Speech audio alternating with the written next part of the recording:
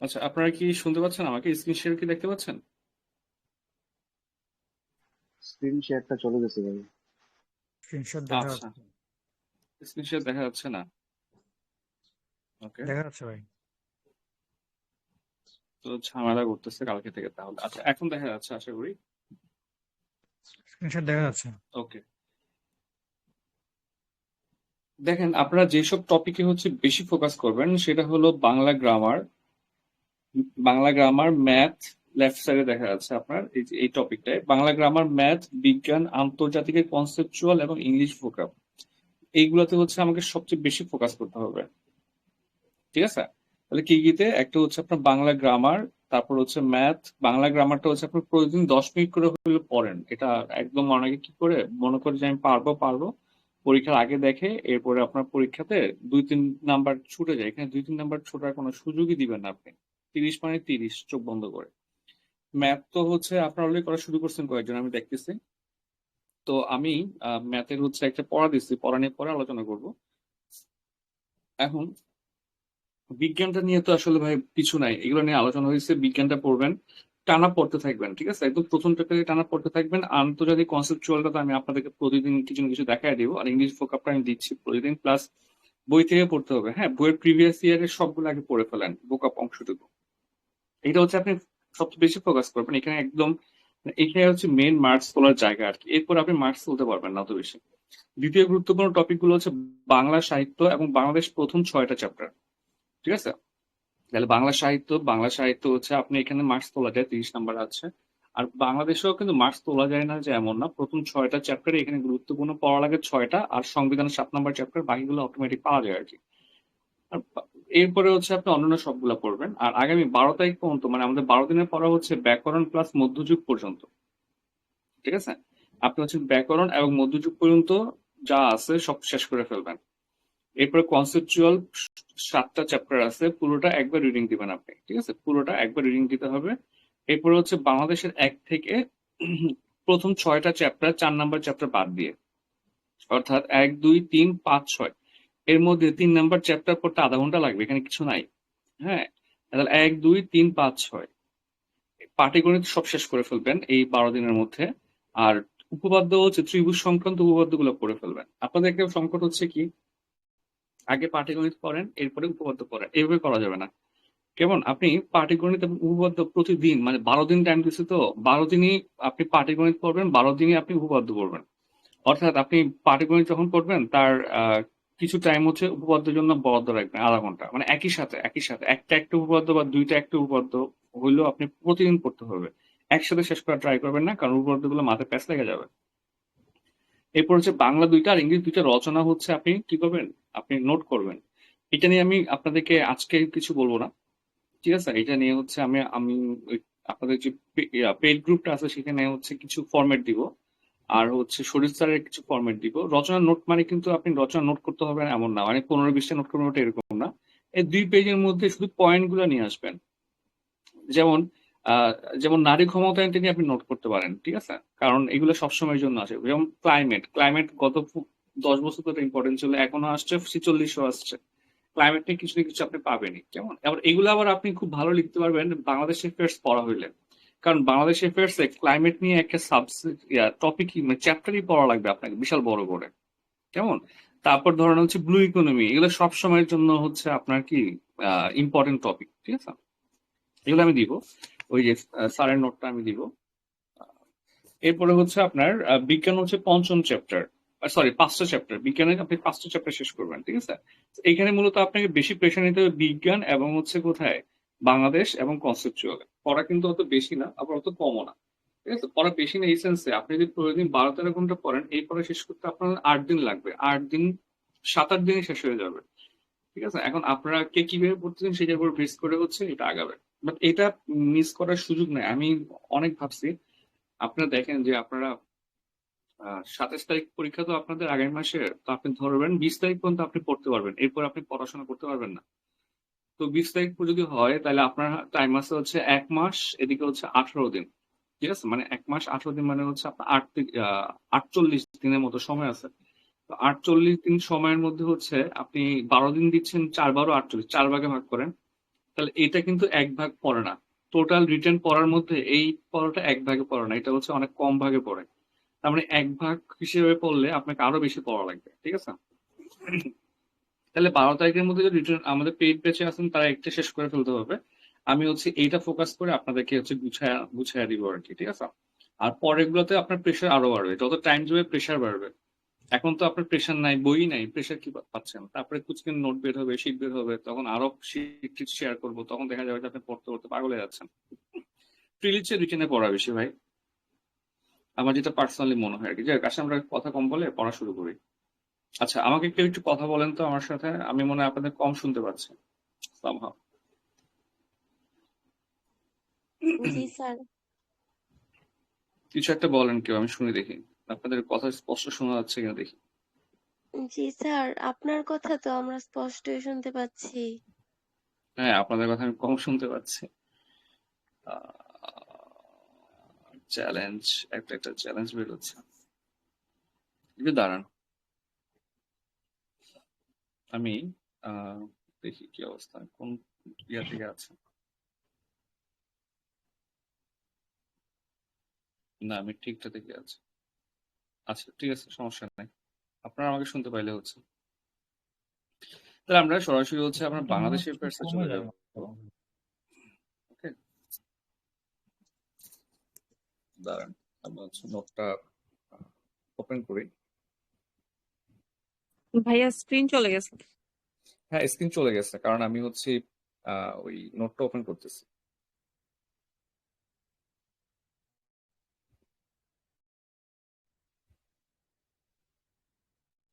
আর আপনাদের পেইড ক্লাসগুলো মিটে নিব, কারণ স্টুডেন্ট কম তো, ঝামেলা কম হবে, সমস্যা নেই।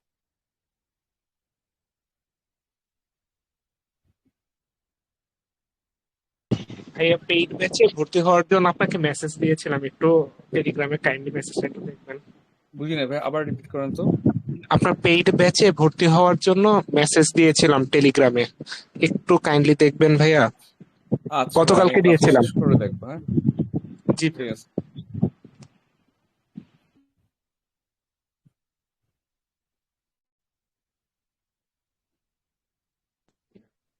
ভাই কনসেপচুয়ালটা সংক্ষেপে যদি একটু আলাপ করে দিতেন তাহলে ভালো হতো মনে হয়।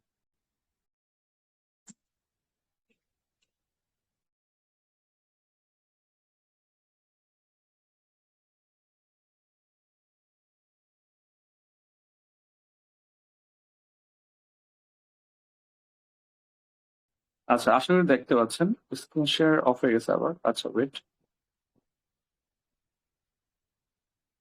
হ্যাঁ, আশা করি এখন দেখতে পাচ্ছেন। তো দেখেন যে আমাদের সেকেন্ড চ্যাপ্টারটা হচ্ছে আমাদের জন্য গুরুত্বপূর্ণ। সেকেন্ড চ্যাপ্টার থেকে আপনি মিনিমাম 20 নাম্বার পাচ্ছেন ধরে রাখেন, আর যদি টিকা টুকা চলে আসে আরো বেশি আসার সম্ভাবনা আছে। এই চ্যাপ্টারটা আমাদের সরাসরি হচ্ছে অনেকগুলো চ্যাপ্টারের সাথে সম্পর্কিত, অনেকগুলো গুরুত্বপূর্ণ টপিকের সাথে সম্পর্কিত, ঠিক আছে? তো এখানে কোশ্চেন গুলো যদি একটু দেখেন, প্রথমে আপনার ফর্টে পড়ে আসছে বাংলাদেশের সমতল ভূমিতে বসবাসকারী ক্ষুদ্র নৃগোষ্ঠীদের সংক্ষিপ্ত পরিচয় দিন, ঠিক আছে? এখন দেখেন এই কোশ্চেনটা আপনি বানায় লিখতে পারবেন না, ঠিক আছে? অর্থাৎ আপনার বাংলাদেশে বসবাসকারী, সমতলে বসবাসকারী ক্ষুদ্র নৃগোষ্ঠী যারা আছে তাদের আপনার তাদের নামটাই তো আগে মাথায় রাখতে হবে, ঠিক না? কারণ কারা সমতলে বসবাস করে এটাই হচ্ছে আপনার জানা থাকা লাগবে। সব নৃগোষ্ঠীদের সমতলে বসবাস করে না, এবং তাদের আবার আপনার স্পেসিফিক আপনার জাতিসত্তার পরিচয়টা আপনার মুখস্থ রাখতে হবে। তার মানে এই চ্যাপ্টারে মুখস্থ করার বেশি জায়গা আর কি। পার্বত্য চট্টগ্রামে ক্ষুদ্র জাতিসত্তার সাংস্কৃতিক পরিচয় উপস্থাপন করুন। এটা আপনি হয়তো একটু বানায় লিখতে পারবেন, কারণ আপনি যতগুলা উপজাতি বা ক্ষুদ্র নৃগোষ্ঠীর নাম জানেন বেশিরভাগই চট্টগ্রামে পাহাড়ে বসবাস করে আর কি, ঠিক আছে? সাঁওতালদের আপনার জীবন আচরণ সম্পর্কে বর্ণনা করুন, গারোদের জীবন আচরণ সম্পর্কে বর্ণনা করুন। এই দেখেন, তার মানে আমি কি বললাম, আপনার এই কোনো না কোনো কারো না কারো কোনো ক্ষুদ্র নৃগোষ্ঠীর জীবন আচরণ পরীক্ষা আসতেছে। এখন গারো আসছে, সাঁওতাল আসছে, সামনে হয়তো চাকমা আসতে পারে, মারমা আসতে পারে, গারো আসতে পারে, সাঁওতাল আসতে পারে। তার মানে হচ্ছে আমার সবগুলো মানে ক্ষুদ্র নৃগোষ্ঠী সম্পর্কে একটা বেসিক ধারণা না থাকলে আমি এটা অ্যান্সার করতে পারবো না। এটা আপনি কি লিখবেন, ঠিক আছে? গারো সাঁওতাল নিয়ে হয়তো আপনি পাশে একটু পড়াশোনা করে 2 চ্যানেল লিখতে পারবেন, কিন্তু মার্কস ক্যারি করতে পারবেন না যদি আপনি ভালো না পড়েন আর কি। এরপরে দেখেন ডেমোগ্রাফিক ডিভিডেন্ড তো সবসময়ের জন্য ইম্পর্টেন্ট, এটা রচনার জন্য ইম্পর্টেন্ট, এটা ভাইবা তো জিজ্ঞেস করে, ঠিক আছে? আপনারা চাইলে এখানে রচনা লিখে ফেলতে পারেন একটা, ঠিক আছে? দুইটা রচনার মধ্যে একটা ডেমোগ্রাফিক ডিভিডেন্ড হিসেবে লিখে ফেলতে পারেন, ঠিক আছে? তারপর বাংলাদেশের ডেমোগ্রাফিক ডিভিডেন্ড কাজে লাগাতে করণীয় কি বিস্তারিত ব্যাখ্যা দিন, এগুলো আপনি বানায় লিখতে পারবেন, ঠিক আছে? ওই যে বলছিলাম না, প্রতি পড়াটাকে হচ্ছে আপনার কি করা লাগবে, আপনার আহ আহ একটা ডিস্ট্রিবিউট করা লাগবে, কোনটা হচ্ছে আপনি মুখস্থ করবেন, কোনটা আপনি বানায় লিখবেন, কেমন? সেটা হচ্ছে এরকম একটা টপিক। তারপর দক্ষতা উন্নয়নে কারিগরি এবং বৃত্তিমূলক শিক্ষা গুরুত্ব দেন, ঠিক আছে? কারিগরি এবং বৃত্তিমূলক শিক্ষা, এটার হচ্ছে গুরুত্ব। তারপর এটা মোটামুটি ধরেন যে আপনি বানায় লিখে ফেলতে পারেন, এখানে পড়ার কিছু নাই। আপনি বড় যেটা পড়তে পারেন সেটা হলো যে বাংলাদেশের কত পার্সেন্ট মানুষ কারিগরি শিক্ষার সাথে জড়িত, এটা আমরা একটু পরে আলোচনা করবো, এগুলো সবগুলো আমি দেখাবো একটু পরে। তারপর ধরেন জনশুমারি কি আসছে, ক্ষুদ্র নৃগোষ্ঠী বলতে কি বোঝায়, ক্ষুদ্র নৃগোষ্ঠী কাদেরকে বলে, এটা 46 এই 45 ভাইবাতে কোশ্চেন করতেছে এটা। বাংলাদেশের জাতিগত সাংস্কৃতিক বৈচিত্র্য বর্ণনা করুন, বাংলাদেশের বিপুল সংখ্যক জনগোষ্ঠী কিভাবে মানব সম্পদে রূপান্তর করা যায়, বানায় লিখতে পারবেন। পরিবার পরিকল্পনা বলতে কি বোঝেন, বানায় লিখবেন। জনসংখ্যা নিয়ন্ত্রণে বাংলাদেশ সরকার গৃহীত পদক্ষেপ। ভাই, যতগুলা থার্ড ক্লাস মার্কের কোশ্চেন আসে আর কি পরীক্ষা, তার মধ্যে এই কোশ্চেনটা এই টাইপের কোশ্চেন খুবই থার্ড ক্লাস। লিটারেলি আপনাকে লাইনও বানায় লিখতে পারবেন না, আপনাকে টোটাল গভর্নমেন্ট কি কি স্টেপ নিচ্ছে এগুলো লেখা লাগবে। এখন এগুলো কিন্তু লেখা খুবই টাফ, যেমন 44 এগুলো না লিখলেন আর কি, আপনি জানেন যে সরকার কি কি পদক্ষেপ নেয়। সরকার বিটিভির মধ্যে পরিবার পরিকল্পনা বিষয়ক কতগুলো স্লোগান দেয়, হ্যাঁ, 2টি সন্তানের বেশি নয়, একটি হলে আরো ভালো। তারপর হচ্ছে জন্ম নিয়ন্ত্রণ নিয়ে হচ্ছে বিটিভিতে বিভিন্ন নাটক টাটক দেখায়, ঠিক আছে? এই টাইপের মানে কিছু হইলেও আপনি লিখতে পারবেন, কেমন? কিন্তু আপনার হুট করে 44 হুট করে চলে আসছে যে ইলিশ মাছ রক্ষায় সরকার গৃহীত পদক্ষেপ লিখেন। দুই একটা বেশি কথা লিখতেই পারে না কেউ। তাহলে এগুলো যদি ইয়ার কোশ্চেন থেকে বা বই থেকে কমন না আসে, আপনি কিন্তু লিখতে পারবেন না। সো আপনার কাজ হচ্ছে, ঠিক আছে, যে যতগুলা এরকম কোশ্চেন পাবেন যে সরকারের গৃহীত পদক্ষেপ এই বইটার মধ্যে বা যে বইটা আপনি কিনবেন, ওই সবগুলা কোশ্চেনকে আপনি স্ক্যান করে একটা পিডিএফ করে প্রিন্ট করে বারবার পড়তে হবে, কারণ এই সরকারি গৃহীত পদক্ষেপগুলো টোটালি কিন্তু আপনি আপনি আপনি হাত দেওয়ার সুযোগ নাই। জনসংখ্যাকে মানব সম্পদে রূপান্তর করতে বাংলাদেশ সরকারের গৃহীত ব্যবস্থা, দেখেন এখানেও কি বাংলাদেশ সরকারের গৃহীত ব্যবস্থা চাইছে, এটাও আপনি যা আছে সেটাই লিখতে হবে। মানব সম্পদ বলতে কি বোঝায়, এটা আপনি বানায় লিখবেন, কেমন? তারপর দক্ষ মানব সম্পদ উন্নয়নে শিক্ষার গুরুত্ব বানায় লিখবেন। বাংলাদেশের অর্থনৈতিক সামাজিক ক্ষেত্রে ক্ষুদ্র নৃগোষ্ঠীর অবদান, এই ক্ষেত্রে আপনাকে পড়তে হবে। এক মিনিট, ওকে। তাহলে দেখেন যে এই যে আপনার ক্ষুদ্র নৃগোষ্ঠীরা কি কি ধরনের ভূমিকা রাখতেছে, এটা তো আপনি মানে বানায় লেখার সুযোগ নাই, এটাকে আপনাকে বুঝতে হবে যে অর্থনৈতিক এবং সামাজিক ক্ষেত্রে না হয় আপনি বানায় লিখলেন আর কি, যে ওদের কালচার আছে, এটা আমাদের কালচারকে আরো বেশি রিচ করতেছে, ওদের ড্রেস আছে, স্পেশাল ড্রেস বলতে বোঝাচ্ছি হচ্ছে ওদের নিজস্ব ড্রেস আর কি। তো এটা কিন্তু আমাদের কালচারকে আরো বেশি এনরিচ করতেছে, মানে এগুলা ওদের খাবার গুলা হচ্ছে আমাদেরকে টুরিস্টদেরকে হচ্ছে অনেক বেশি অ্যাট্রাক্ট করতেছে না, আমরা গিয়ে খাচ্ছি, ওদের ড্রেস কিনতেছি, ইকোনমিক গ্রো করতেছে। নট লাইক দ্যাট, ওরা কিন্তু প্রচুর খাবার প্রডিউস করে, ফুড প্রডিউস করে, সেটা কিন্তু আমরা এক্সপোর্টও করি। এটা আপনি বারবার লিখতে পারেন, কিন্তু দেখেন অর্থনৈতিক অবদান মূল্যায়ন, এখানে না আপনাকে কিছু ডেটা দেওয়া লাগবে, অর্থনৈতিক বেস ডেটা, যে ওরা কতটুক ইম্প্যাক্ট ফেলতেছে, ঠিক না? ইম্প্যাক্ট ফেলতেছে বুঝছি, এখন সবাই তো এটাই লিখবে ইম্প্যাক্ট ফেলতেছে, কতখানি ফেলতেছে, মানে এখানে আপনি স্পেসিফিক কিছু ডেটা দিতে না পারলে মার্কস কমে যাবে। সামাজিক চেয়ে ডেটা দেওয়ার কিছু নাই, ঠিক আছে? এরপর দেখেন যে ক্ষুদ্র নৃগোষ্ঠীদের জীবন দ্বারা উন্নয়নে সরকারের গৃহীত কোনো ভূমিকা আছে কি, দেখেন এখানে সরকারের ভূমিকা চাইছে, তার মানে হচ্ছে এই যে 38 বিসিএস, তার মানে এখানে এই চ্যাপ্টারে আমরা সরকারের অনেকগুলো ভূমিকা সম্পর্কে লিখতে হতে পারে, ঠিক আছে? নরগোষ্ঠী জাতি এগুলো ইজি, বাংলাদেশের একটি সংকর জাতি, পাবনা চট্টগ্রামে আছে। দেখেন চাকমাদের সামাজিক সাংস্কৃতিক জীবনের বর্ণনা দেন। চাকমা, তাহলে চাকমা আসছে, ওদিকে হচ্ছে সাঁওতাল আসছিল, আর একটা কোনটা আসছিল, গারো আসছিল, তার মানে আসতেছে, কিন্তু তার মানে এখানে আমাকে ওই উপজাতি নৃগোষ্ঠী টাইপের বেশি ফোকাস করতে হবে আর কি, ঠিক আছে? তো আমি সরাসরি কোশ্চেনে আমার আপনাদের জন্য একটা নোট রেডি করছি, সেখানে চলে যাই।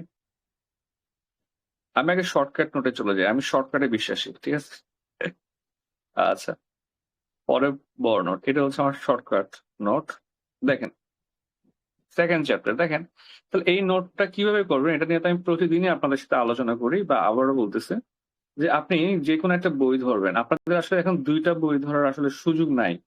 আমি বাংলাদেশের জন্য মোটামুটি 4টা বই পড়ছি, একটা হচ্ছে আপনার ইউনিক, একটা হচ্ছে শিকড়, তারপরে হচ্ছে একটা হচ্ছে আর্কেডিয়ান, আর একটা হচ্ছে নাইম বের বই। ঠিক আছে। আর বাকি বইগুলো খুবই অখাদ্য, যেমন বইগুলো কিনছি পড়ি নাই, যেমন হচ্ছে আপনার ম্যানস এর একটা বই আছে। ম্যানস বইটার রাইটার কে জানো? হাসান জাহিদ। ঠিক আছে, হাসান জাহিদের ম্যানুয়ালের বইগুলো খুবই থার্ড ক্লাস, আমি ওটা ধরি নাই আর কি। তো আপনাদের আসলে এই লাক্সারিটা আপনারা পাবেন না। আমরা লাক্সারিটা পাইছি কেন ভাই? আমাদের 1.5 বছর রিটার্নের জন্য, 1 বছরের বেশি পাইছি রিটার্নের জন্য। আবার 2টা বিসিএস মিলে আমরা প্রায় পরপর 2.5 বছরের কাছাকাছি পড়ছি রিটার্নের জন্য। হ্যাঁ, আপনারা পড়তেছেন 2 মাস, তো বেশি পড়ার প্রয়োজন নেই। আপনি কি করবেন, আবার রিপিট করি, যেহেতু আজকে অনেকে নতুনবার ক্লাস করতেছেন, যে ওই চ্যাপ্টারে যতগুলা ডেটা আপনি বইয়ে পাবেন একসাথে নিয়ে আসবেন। ডেটা মানে শুধু নাম্বার না, ঠিক আছে, থিওরিটিক্যাল গুলো ডেটার মধ্যে পড়ে। ঠিক আছে, সো ডেটাগুলো একটা পেজের মধ্যে বা ম্যাক্সিমাম 2 পেজের মধ্যে নিয়ে আসবেন। আর কোন কোশ্চেনে কি কি আছে পয়েন্ট গুলো নিয়ে আসবেন, একটু পরে আমি দেখাবো।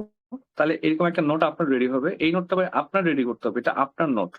ঠিক আছে, এই নোটটা আপনি বাজার থেকে কিনে কিংবা হচ্ছে আরেকজন থেকে কপি করে আপনি পারবেন না, কারণ আপনি জানেন না সে কিভাবে শর্টকাট নোট করছে। পরিশ্রম করতে না পারলে বিশেষ আপনার হবে না, কথা হচ্ছে এটা।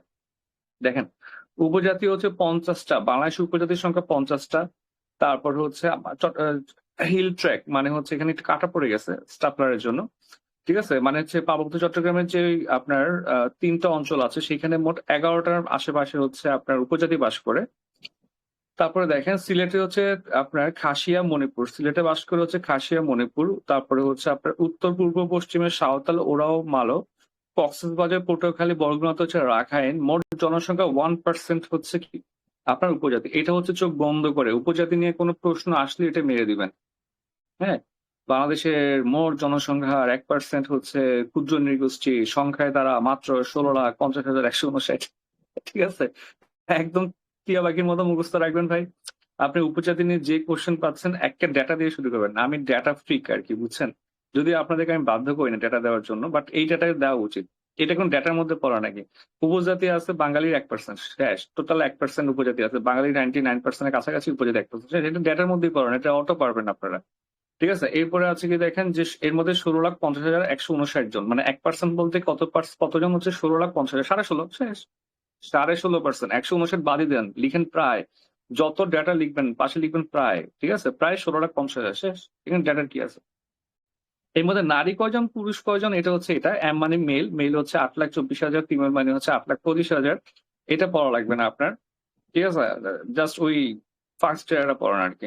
দেন ম্যাপ, ম্যাপ ইজ এভরিথিং। ঠিক আছে, আপনি যদি প্রশ্ন আসে যে বাংলাদেশের ক্ষুদ্র নৃগোষ্ঠী সম্পর্কে লেখেন, ভাই ম্যাপ একটা ধুমায় দিয়ে দিবেন, কিছু লেখার দরকার নেই, ম্যাপ দিয়ে দিবেন। ঠিক আছে, এবং লিখে দিবেন। দেখেন যে এটা আসলে আমার আগের ম্যাপটা জন্য সুন্দর হয় না, আমি আরো ভালো ম্যাপ আঁকি। তাহলে এখানে হচ্ছে রাজবংশী, হ্যাঁ, রংপুরে হচ্ছে রাজবংশী। তারপরে হচ্ছে আপনার রাজশাহীর দিকে আছে সাঁওতাল, গারো, ওরাও, মালো। ঠিক আছে, তারপরে হচ্ছে ময়মনসিংহের দিকে গারো, হাজং, কোচ। সিলেটের দিকে আছে খাসিয়া, মণিপুরি। রাখাইন হচ্ছে পটুয়াখালী, বরগুনার দিকে রাখাইন। আর পার্বত্য চট্টগ্রাম হচ্ছে সবাই, তাই চাকমা, মারমা, ত্রিপুরা, বম, পাংখুয়া, চাক, কুমি। ঠিক আছে, এরকম একটা সুন্দর করে একটা ম্যাপ এঁকে দিবেন। ওকে, এই ম্যাপটা এঁকে দিলে আপনার ঝামেলা শেষ। এই ম্যাপটা সবখানে আছে, এই ম্যাপটা নাইম ভাইয়ের প্রিলি বইয়ের মধ্যে আছে, মানে নাইম ভাই না, যে কোনো সবার বইয়ের মধ্যে আছে এটা। ওরাকলের বইও আছে। ঠিক আছে, এই সংখ্যাটা হচ্ছে পাশে লিখে রাখেন। আপনাদেরকে পেইড বেচে হচ্ছে আমি পিডিএফটা দিব, কারোর সাথে শেয়ার করেন না। তো ওইখানে হচ্ছে খেয়াল রাখবেন, এটা হচ্ছে চাকমাদের সংখ্যা। টোটাল এত সংখ্যা চাকমা আছে। ঠিক আছে, 4,83,299 জন। এটা মারমাদের সংখ্যা না, এটা মনে হয় এটা দেখার দরকার নেই। হ্যাঁ, এটা হচ্ছে মারমাদের সংখ্যা। ঠিক আছে, মারমা মানে সর্বোচ্চ ফার্স্ট 3টে রেট আপনি চাইলেন, এটা কিন্তু মুখস্থ করার কোনো দরকার নাই ভাই, আমি এমনি লিখে রাখছি, আমি উদয় লিখি। ঠিক আছে, 4,83,299 হচ্ছে চাকমা আছে বাংলাদেশে, 2,24,262 জন মারমা আছে। আর ত্রিপুরা আছে হচ্ছে আপনার 1,56,587 জন। ঠিক আছে, তার মানে সবচেয়ে বেশি চাকমারা আছে বাংলাদেশে, তারপরে মারমারা, তারপর ত্রিপুরারা। এটা পিডিতে জিজ্ঞেস করে একটা, কোন উপজাতির সংখ্যা সবচেয়ে বেশি? চাকমা। তাহলে এই সংখ্যাটা যারা মনে রাখতে পারেন, ইউজলেস, মনে রাখার কোনো প্রয়োজন নেই আমার মনে হয় আর কি। ঠিক আছে, আচ্ছা। এখন ওই যে বললাম না, সমতলে বাস করে কারা, একটা পরীক্ষা আসছে 40 পরে, এইটা হচ্ছে গুরুত্বপূর্ণ। দেখেন ভাই, সমতল মানে ওরা সমতলে বাস করে। দেখেন এই যে পার্বত্য চট্টগ্রামে যারা বাস করে, চাকমা, মারমা, ত্রিপুরা, বম, পাংখোয়া, চাক, কুমি, এগুলা কিন্তু পাহাড়ে বসবাস করে। ওদের নাম একটা নাম দিবেন মানে হচ্ছে আপনি 0 পেয়ে যাবেন, কারণ প্রশ্ন এক্স্যাক্টলি চাইছে হচ্ছে সমতলে বাস করে কে। আপনি যদি সমতলে বাস করে একজনের নাম জানেন, আপনি একজনের নাম নিয়ে লিখবেন। বারবার বলি বিসিএস এ ভুল ডেটা দিতে যাবেন না। বিসিএস খুবই প্যাথেটিক একটা জায়গা। এই দেখছেন মনে হয় একটা ছেলেকে নাকি একটা রেজিস্ট্রেশন নাম্বারকে পুরো 2 বছরের জন্য, নট বিসিএস, সবকিছুর জন্য বসে করছে, মানে পিএসসি সার্কুলার দিছে এরকম কোনো কিছুতে সে 2 বছর অ্যাপ্লাই করতে পারবে না। এই 48 মানে কি বলি আমাদের বিসিএস মানে 47 বিসিএস প্রিলি ঝামেলা হওয়ার জন্য। তো ঝামেলা করবেন না, ঠিক আছে? আপনি ভুল ধরে দিয়েছেন, খাঁচা ফেলে দিলে আপনি জানবেনও না আপনার খাঁচা ফেলে দিয়েছে কিনা। তাহলে দেখেন সমতলে বাস করে কারা, আপনার সাঁওতালরা সমতলে বাস করে, গারোরা পাহাড়েও বাস করে, সমতলে বাস করে, আপনি গারো দিতে পারবেন, ঠিক আছে? গারোর প্রধান অংশগুলো এখন সমতলে চলে আসছে, ঠিক আছে? মণিপুর তো আপনার সমতলে বাস করে, হাজং, রাখাইন। এখন ধরেন আপনি সব ভুলে যাচ্ছেন, আপনি সাঁওতাল আর রাখাইনটা আপনার মনে থাকবে ভাই। সাঁওতাল তো জানেন এটা সমতলে বাস করে, রাখাইন হচ্ছে রাখাইনের একটা পার্ট বাস করে পাহাড়ে, আরেকটা পার্ট বাস করে সমতলে, ঠিক আছে? যারা পটুয়াখালীতে থাকে ওরা হচ্ছে সমতলে বাস করে, তো আপনি ওদেরকে দিতে পারবেন। তাহলে সাঁওতাল, রাখাইন অন্তত দুইটা নাম আপনি মাথায় রাখবেন, ঠিক আছে? মণিপুর তো নাচ আপনার জানেন, ঠিক আছে? পাহাড়ে তো নাচানাচি করা যাবে না, ঠিক না? এভাবে লিখবেন আর কি, ঠিক আছে? নাচবে হচ্ছে কোথায়? সমতল, এভাবে মাথায় রাখবেন। তাহলে হচ্ছে সাঁওতাল, ঠিক আছে? তাল মানে তাল, ওই যে নাচের তাল, তাহলে মণিপুর নাচ তাল, ঠিক আছে? রাখাইন, ঠিক আছে? এইভাবে মনে রাখবেন আর কি, ঠিক আছে? এই তিনটা হইলে মনে রাখতে হবে আপনি কোনো সমতলে বসবাস করে। এটা ডিরেক্ট চলে আসছে ইয়ার কোশ্চেন। আচ্ছা, আচ্ছা, এখন এটা হচ্ছে এইভাবেই দেখানো লাগবে। এটা এই পিডিএফটা আপনার, আমি শুধু এই পেজটার একটা পিডিএফ দিব। এটা হচ্ছে আপনার কোনোভাবেই দেখানোর সুযোগ নেই, যেটা এটা রোটেট হয়ে গেছে, আর পেজটা রোটেশন করতে আমি ভুলে গেছি।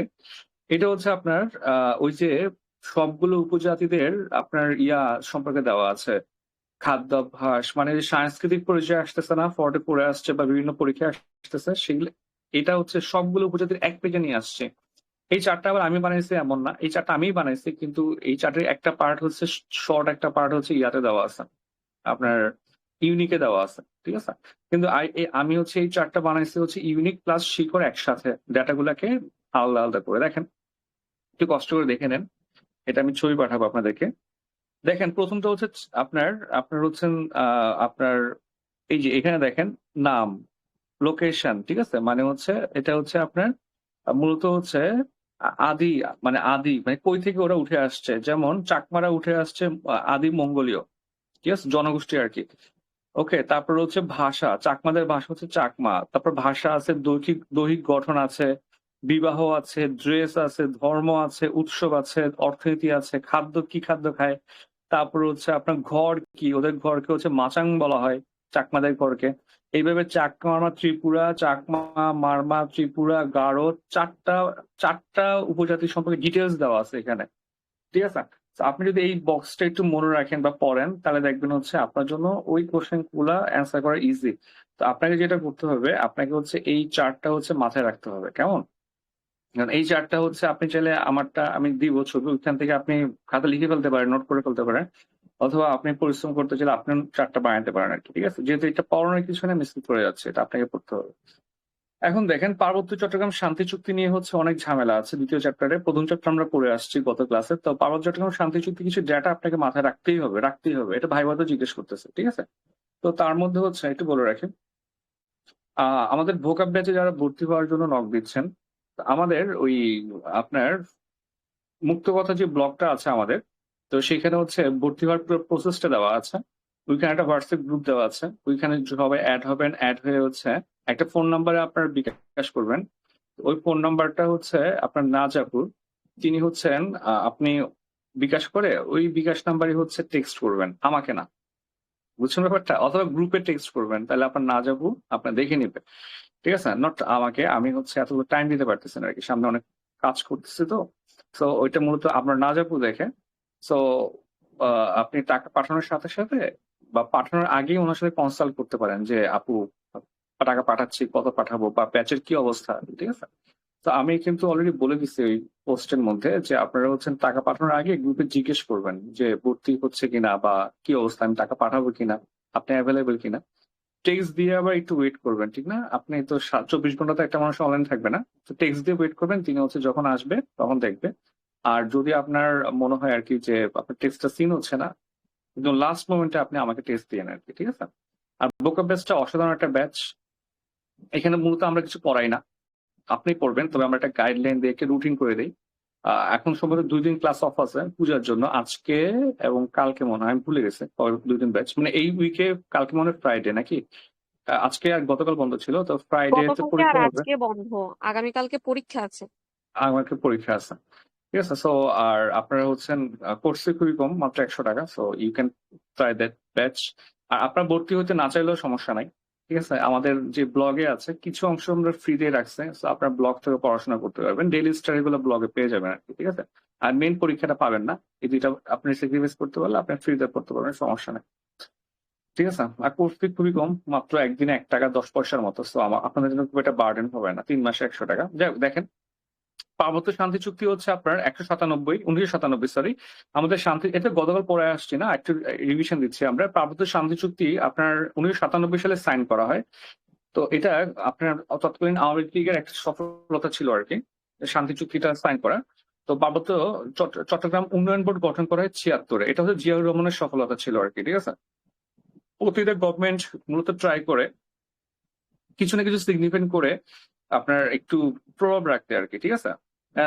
আনফর্চুনেটলি বর্তমান গভর্নমেন্ট কি করতেছে শিওর না। আমি আজকে খুবই বিরক্ত হয়ে গেছি আপনাদের ক্লাস নেওয়ার আগে। আমি নোটটা শেয়ার করবো, ওই নিউজটা আপনার সালাউদ্দিন আহমেদ আছে না, সালেউদ্দিন মনে হয়, আপনার অর্থ উপদেষ্টা, বাংলাদেশের গভর্নর ছিল। উনি উনি একটা বক্তব্যে গতকাল বলছে যে বর্তমানে চাঁদা বেশি দিতে হচ্ছে, মানে গত 15 বছর হচ্ছে বর্তমানে চাঁদা বেশি দিতে হচ্ছে। তো উনি কারণ হিসেবে বলছে নতুনদেরও চাঁদা দিতে হচ্ছে, আবার পুরাতন যারা নিচ্ছে তাদেরকেও দিতে হচ্ছে। এখন এই কথা তো ভাই আপনি জানেন, আমি জানি, দুনিয়ার সবাই জানে। এখন যেটা সবাই জানে সেটা তো ওনাকে স্টেট করার কিছু নাই। আমি তো কথা বলার জন্য ওনাকে বসাই নাই, ঠিক না? আমি বসাইছি হচ্ছে চাঁদা কমানোর জন্য। এখন উনি কথা বললে চলে গেলে তো হবে না, উনি কতটুকু স্টেপ নিচে কমাইতে সেটা হচ্ছে ফ্যাক্ট। এখন আপনি সেটা পারতেছেন না, মানে আপনি ফেইল্ড, ঠিক আছে? এই জিনিসটা হচ্ছে ওদের বোঝানো যাচ্ছে না।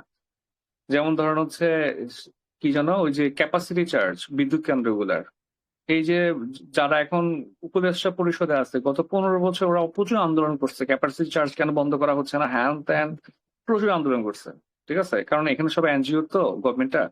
অথচ এই বর্তমান যে জ্বালানি উপদেষ্টা আছে তিনি বলছে কি এই চার্জ বন্ধ করা যাবে না। তাহলে আপনি সেই আমলে আন্দোলন করছেন কেন? যাই হোক, এটা তো যেহেতু আমাদের উই ক্লাস আমরা পড়ি, চলেন। তাহলে পার্বত্য চট্টগ্রাম শান্তি চুক্তি, তার আগে হচ্ছে পার্বত্য চট্টগ্রাম উন্নয়ন বোর্ড গঠন করা হয় 1976 সালে। এই উন্নয়ন বোর্ডটা হচ্ছে পরবর্তী সময়ে হচ্ছে কাজ করে না, এটা পরবর্তী এরশাদ হচ্ছে বন্ধ করে দেয় উন্নয়ন বোর্ডটা, ঠিক আছে? জিয়াউর রহমানকে তো মেরে ফেলা হয়, তারপর এরশাদ ক্ষমতা এসে এটা বন্ধ করে দেয় 1976। তারপর এটা না পড়লেও হবে, বাট এটা যেহেতু হচ্ছে জিয়াউর রহমান করছে, এটা আপনি পড়েন, কারণ হচ্ছে পরিবর্তিত সময় এটা ইম্পর্টেন্ট।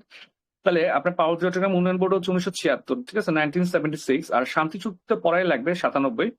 আর এরপর দেখেন শান্তি চুক্তির মধ্যে কিছু ধারা আছে, মোট 76টার মতো মনে হয় ধারা আছে, ঠিক আছে? আমার এক্সাক্ট মাথায় নেই এখন, 76টা আশেপাশে ধারা থাকবে, আই গেস 76ই।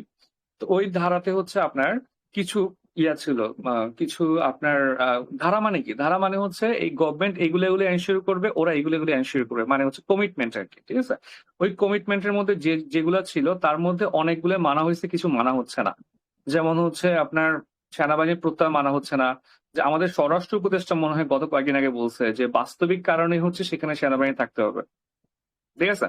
তো ওই ওই একটা কমিটমেন্টের মধ্যে একটা ছিল হচ্ছে পার্বত্য চট্টগ্রাম বিষয়ক একটা মন্ত্রণালয় গঠন করবে। তারপর ওইখানে ভূমি নিয়ে প্রচুর ঝামেলা আছে, ওইখানে ভূমি কমিশন গঠন করবে, ঠিক আছে? এই যে মন্ত্রণালয় গঠন করবে, ভূমি কমিশন গঠন করবে, তারপর সাংবিধানিক স্বীকৃতি দিবে, ঠিক আছে? এই কিছু ক্লজ ছিল আর কি। তো কিছু সাল আমি পড়বো। প্রথমে পার্বত্য চট্টগ্রাম শান্তি চুক্তি 1997 সালে, তারপর হচ্ছে ভূমি কমিশন গঠন করা হচ্ছে 99-তে, ঠিক আছে? ভূমি কমিশন গঠন করা হয় 99-তে, ঠিক আছে? এবার এরপরে হচ্ছে আপনার পার্বত্য চট্টগ্রাম বিষয়ক মন্ত্রণালয় হচ্ছে 98-তে। মানে দেখেন 97 শান্তি চুক্তি করে কয় তারিখে মনে আছে? 2 ডিসেম্বর না?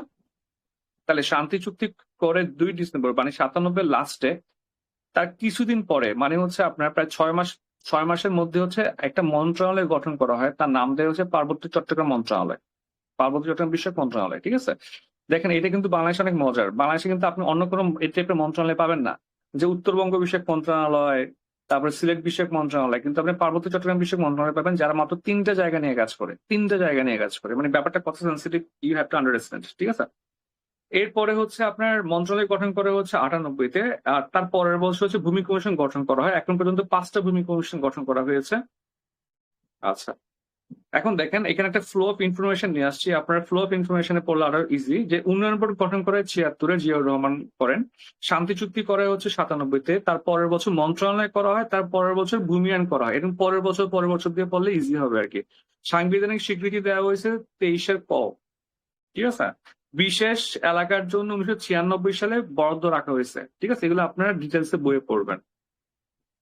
এছাড়া হচ্ছে আপনার শিক্ষা উন্নয়নের জন্য হচ্ছে রাঙামাটি মেডিকেল কলেজ স্থাপন করা হয়েছে, রাঙামাটি বিজ্ঞান ও প্রযুক্তি বিশ্ববিদ্যালয় স্থাপন করা হয়েছে। উপজাতিদের জন্য কোটা সিস্টেম আছে অনেক বিশ্ববিদ্যালয়ে, ঠিক আছে।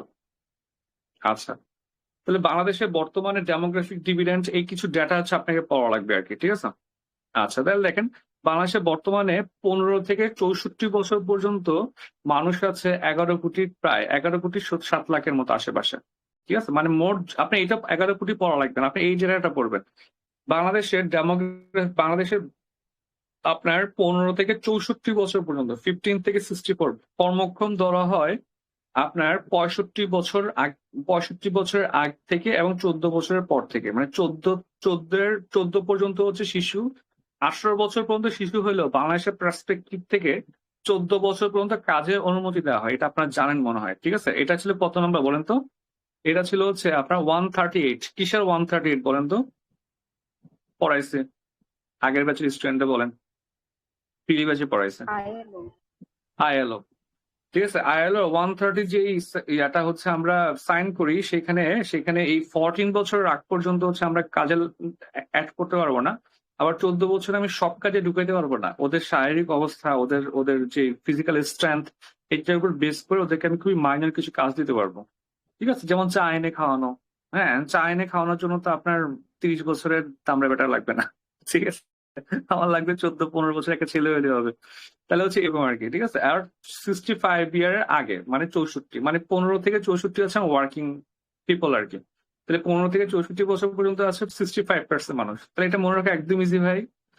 65 বছর হওয়া মানে হচ্ছে আপনি আর কর্মক্ষম নাই, ঠিক না। 65 আগ পর্যন্ত মানে 64, তাহলে 65% শেষ। তাহলে বাংলাদেশে এটা হচ্ছে কি ওই সমীক্ষা, জনশুমারি এই ডাটা আগামী আপনার 10 বছর চেঞ্জ হবে না। তো এই ডাটাগুলা পড়লে সেফ। অর্থনৈতিক সমীক্ষা ডাটা পড়বেন আপনি প্রতি বছর চেঞ্জ হয়েছে কিনা খুঁতখুত করবে, ঠিক আছে। কিন্তু আপনি জনসময় ডাটা পড়বেন আগামী 10 বছর আপনি সেফলি মানে পরীক্ষা দিতে পারবেন। আচ্ছা, এছাড়া নারী নিয়ে হচ্ছে কিছু নোট তো করা লাগবে। আচ্ছা, আপনারা নোট লেখেন, আপনাদের নোটের রচনার কিছু টপিক দিই। একটা হচ্ছে আপনি ডেমোগ্রাফিক ডিভিডেন্ড, ঠিক আছে, এটা ইংলিশে রেডি করবেন। আর বাংলাতে হচ্ছে নারী ক্ষমতায়ন রেডি করবেন, বাংলা প্লাস ইংলিশ, মূলত দুইটাই বাংলা প্লাস ইংলিশ। তাহলে ডেমোগ্রাফিক ডিভিডেন্ড, নারী ক্ষমতায়ন খুব ভালো করে নোট করবেন এবং আমাকে দেখাবেন নোট করে, ঠিক আছে। আর নোট কিভাবে করবেন আমি ছবি দিব আপনাদেরকে। দেখেন নারীদেরকে নিয়ে কি কি করা হয়েছে বলতো। নারী উন্নয়ন নীতি সর্বশেষ কত সালে নেওয়া হয়েছে?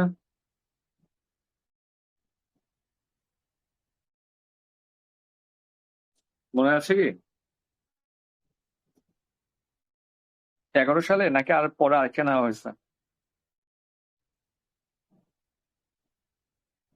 খেটে ফেলছে সব পড়া। 2025 সালে মনে নেওয়া হয়েছে। দেখেন তো, এই বর্তমান সরকার এসে একটা নিচ্ছে। চেক দিয়েন। পারিবারিক সহিংসতা আইন 2010, যে আপনার দেখা যায় যে হাজব্যান্ড ওয়াইফের মধ্যে মারামারি লাগে না, তো সেখানে অবশ্যই হাজব্যান্ড ওয়াইফকে বেশি মারে। তো এই যে পারিবারিক সহিংসতা হয় সেটা দিয়ে 2010 সালে আইন করা হয়েছে। জাতীয় শিশুর নীতিমালা 2011, জাতীয় শিশু নীতিমালা, বাল্য বিবাহ নিরোধ আইন আপনার 2017। এগুলো হচ্ছে নারী বিষয়ক কিছু আইন। এটা মুখস্থ করতে পারেন, না করলেও সমস্যা নেই, ঠিক আছে। তাহলে দেখেন 15 থেকে 64% আছে হচ্ছে 11,07,00,000, মানে হচ্ছে 65%। বেকার বর্তমানে হচ্ছে আপনার 26,30,000। এটা হচ্ছে বিবিএস 2024 বিবিএস বর্তমান ডেটাটা আপডেট করছে, ওরা এটা বাড়াইছে আর কি, ঠিক আছে। আচ্ছা, এরপরে দেখেন আর তেমন কিছু দেখাবো না, আমি জাস্ট কিছু কোশ্চেন নিয়ে আলোচনা করে আপনাদেরকে আমরা ইন্টারন্যাশনালে চলে যাব। দেখেন এখানে হচ্ছে মোটামুটি ধরেন এই যে দেখেন এই পেজটাই পড়াবো। পার্বত্য চট্টগ্রাম হচ্ছে বাংলাদেশের মোট আয়তনের বা জনসংখ্যার, বা আয়তন বলবেন, আয়তনের 10 ভাগের 1 ভাগ। এগুলো সংখ্যায় যাওয়ার দরকার নেই, সংখ্যাতে একটু ঝামেলা আছে। সংখ্যা হচ্ছে আপনার 13,295, ঠিক আছে, 13,295, 13,295, ঠিক আছে। তো এইটা পড়তে পারেন, আবার এটাও পড়তে পারেন, যেকোনো একটা পারেন। জনশুমারি গৃহগণনা 22 অনুযায়ী হচ্ছে মোট 1% উপজাতি আছে, 16,50,159, এটা একটু সুন্দর করে লিখছে আর কি। টোটাল 50টা উপজাতি আছে। চাকমা হচ্ছে 1 নম্বরে, তারপর মারমা, তারপর ত্রিপুরা। পার্বত্য চট্টগ্রামের জনগোষ্ঠীর সংখ্যা 13টা। এর মধ্যে বাঙালি হচ্ছে 50.06%, অবাঙালি হচ্ছে 49.94%। খাগড়াছড়িতে এখন ঝামেলাটা হচ্ছে এগুলো নিয়ে, বাঙালি অবাঙালিদের মধ্যে, ঠিক আছে। আপনি এটা মুখস্থ রাখতে পারেন। ময়মনসিংহে আছে হচ্ছে গারো, হাজং, কোচ। সিলেট আছে খাসিয়া, মণিপুরি। পটুয়াখালীতে আছে বরগুনা, রাখাইন। উত্তর পশ্চিমবঙ্গতে হচ্ছে ওরাও, সাঁওতাল, রাজবংশী। পার্বত্য চট্টগ্রামে আছে হচ্ছে দেখেন চাকমা, মারমা, ত্রিপুরা, ম্রো, তঞ্জঙ্গা। আর সমতলে আছে সাঁওতাল, গারো, মণিপুরি, হাজং। ভাই এত সুন্দর নোট আপনি পাবেন না, ঠিক আছে। আবার মেয়েদের মধ্যে কালার করা আর কি। আমি অনেক ফ্যাসিনেশন নিয়ে নোট করছিলাম আর কি, এই জন্য কালারটা করছে, ঠিক আছে। দেখেন কোথায় কি আছে। রাখাইন আছে হচ্ছে কোথায়, এটা কিন্তু বাংলাদেশের ম্যাপ, এটা কিন্তু বাংলাদেশের ম্যাপ, ব্লক ডায়াগ্রাম আর কি। তো রাখাইন হচ্ছে আপনার পটুয়াখালীতে, চাকমা, ত্রিপুরা হচ্ছে আপনার চট্টগ্রামে, এটা সিলেটে এগুলা, এটা হচ্ছে ময়মনসিংহ, এটা হচ্ছে কি রাজশাহী এবং রংপুর। ওকে, বাকি যেগুলো বলছি এখানে সবগুলো ডেটা দেওয়া আছে। আপনি চাইলে হচ্ছে বই না কিনলে কোনো সমস্যা নেই ভাই, এটা হচ্ছে ফুল একটা বই। এটা পড়লে বইয়ের চেয়ে বেশি আছে, 2টা বই ডেটা আছে। এবং হচ্ছে আপনার দেখেন যে বাংলাদেশ সমতল অঞ্চলে বসবাসকারী আদিবাসী জনগোষ্ঠীতে ভূমি কমিশন আইন 2015, এটা একটা আইনের নাম, এটা আপনি মুখস্থ করতে পারেন চাইলে। এটা একটু ঘাটাঘাটি করে আর কি, সুন্দর করে একদম, মানে এর চেয়ে গুছানো জিনিস আপনি পাবেন না, ঠিক আছে। এবং ডেটা দেওয়া আছে, সাল দেওয়া আছে, সবকিছু দেওয়া আছে আর কি, ঠিক আছে। ওকে, তো আমরা ইন্টারন্যাশনালে চলে যাচ্ছি। কোন প্রশ্ন আছে কিনা বলেন।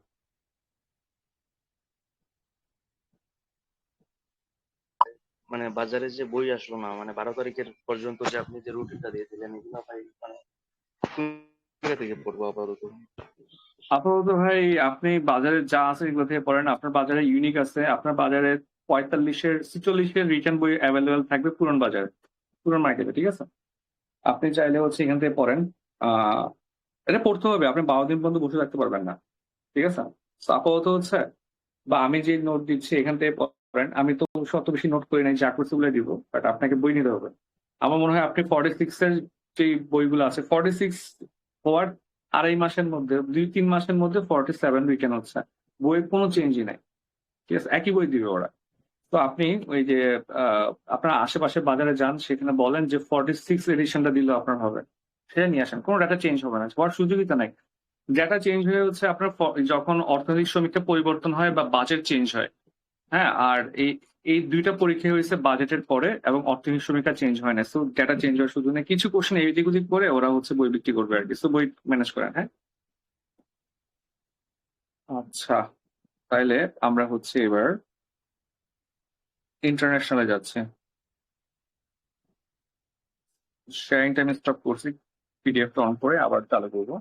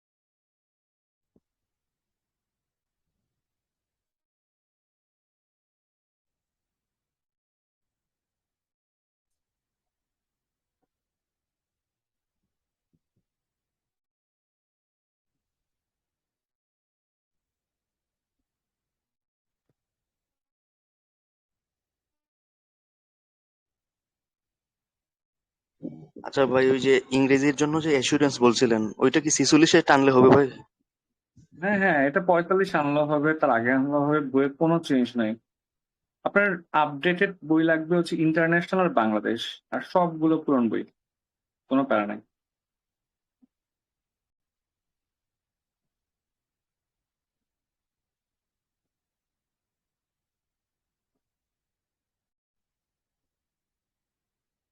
স্ক্রিন শেয়ার হচ্ছে। আচ্ছা, ঠিক আছে।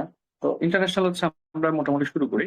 তো ইন্টারন্যাশনাল হচ্ছে আপনি ইন্টারন্যাশনাল বইও আপনার নেওয়া লাগবে না, কনসেপচুয়াল পার্ট। কেমন? এখানে হচ্ছে আমাদের যে আপনার টেলিগ্রাম গ্রুপটা আছে, এখানে আপনি সব রিসোর্স পেয়ে যাবেন। কনফিডেন্সেরটা পাবেন, ম্যানসেটটা পাবেন, নাইমবেডটা পাবেন। নাইমবে নিজেই হচ্ছে সব দিয়ে দিছিল আর কি, ওনার পিডিএফ গুলো।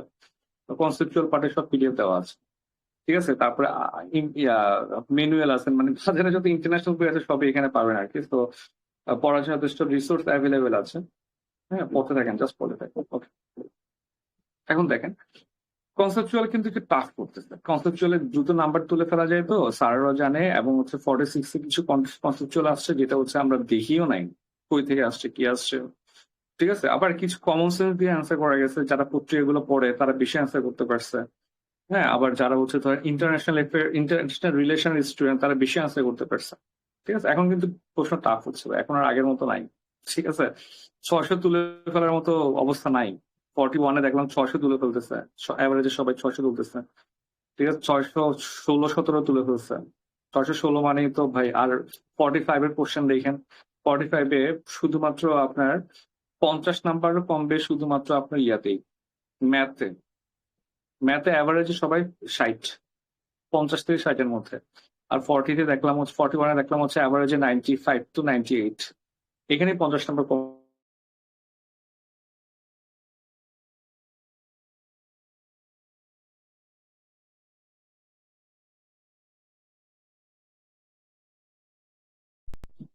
আচ্ছা, আপনি কতটুকু শুনতে পারছেন? আমার নেটওয়ার্ক ইস্যু করতেছে, আমি আসতেছি, মোবাইল ডেটায় আসি, ওয়েট।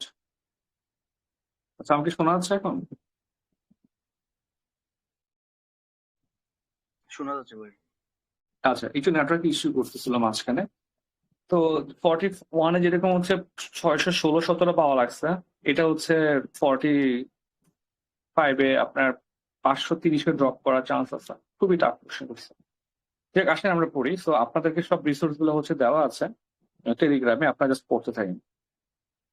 দেখেন আপনার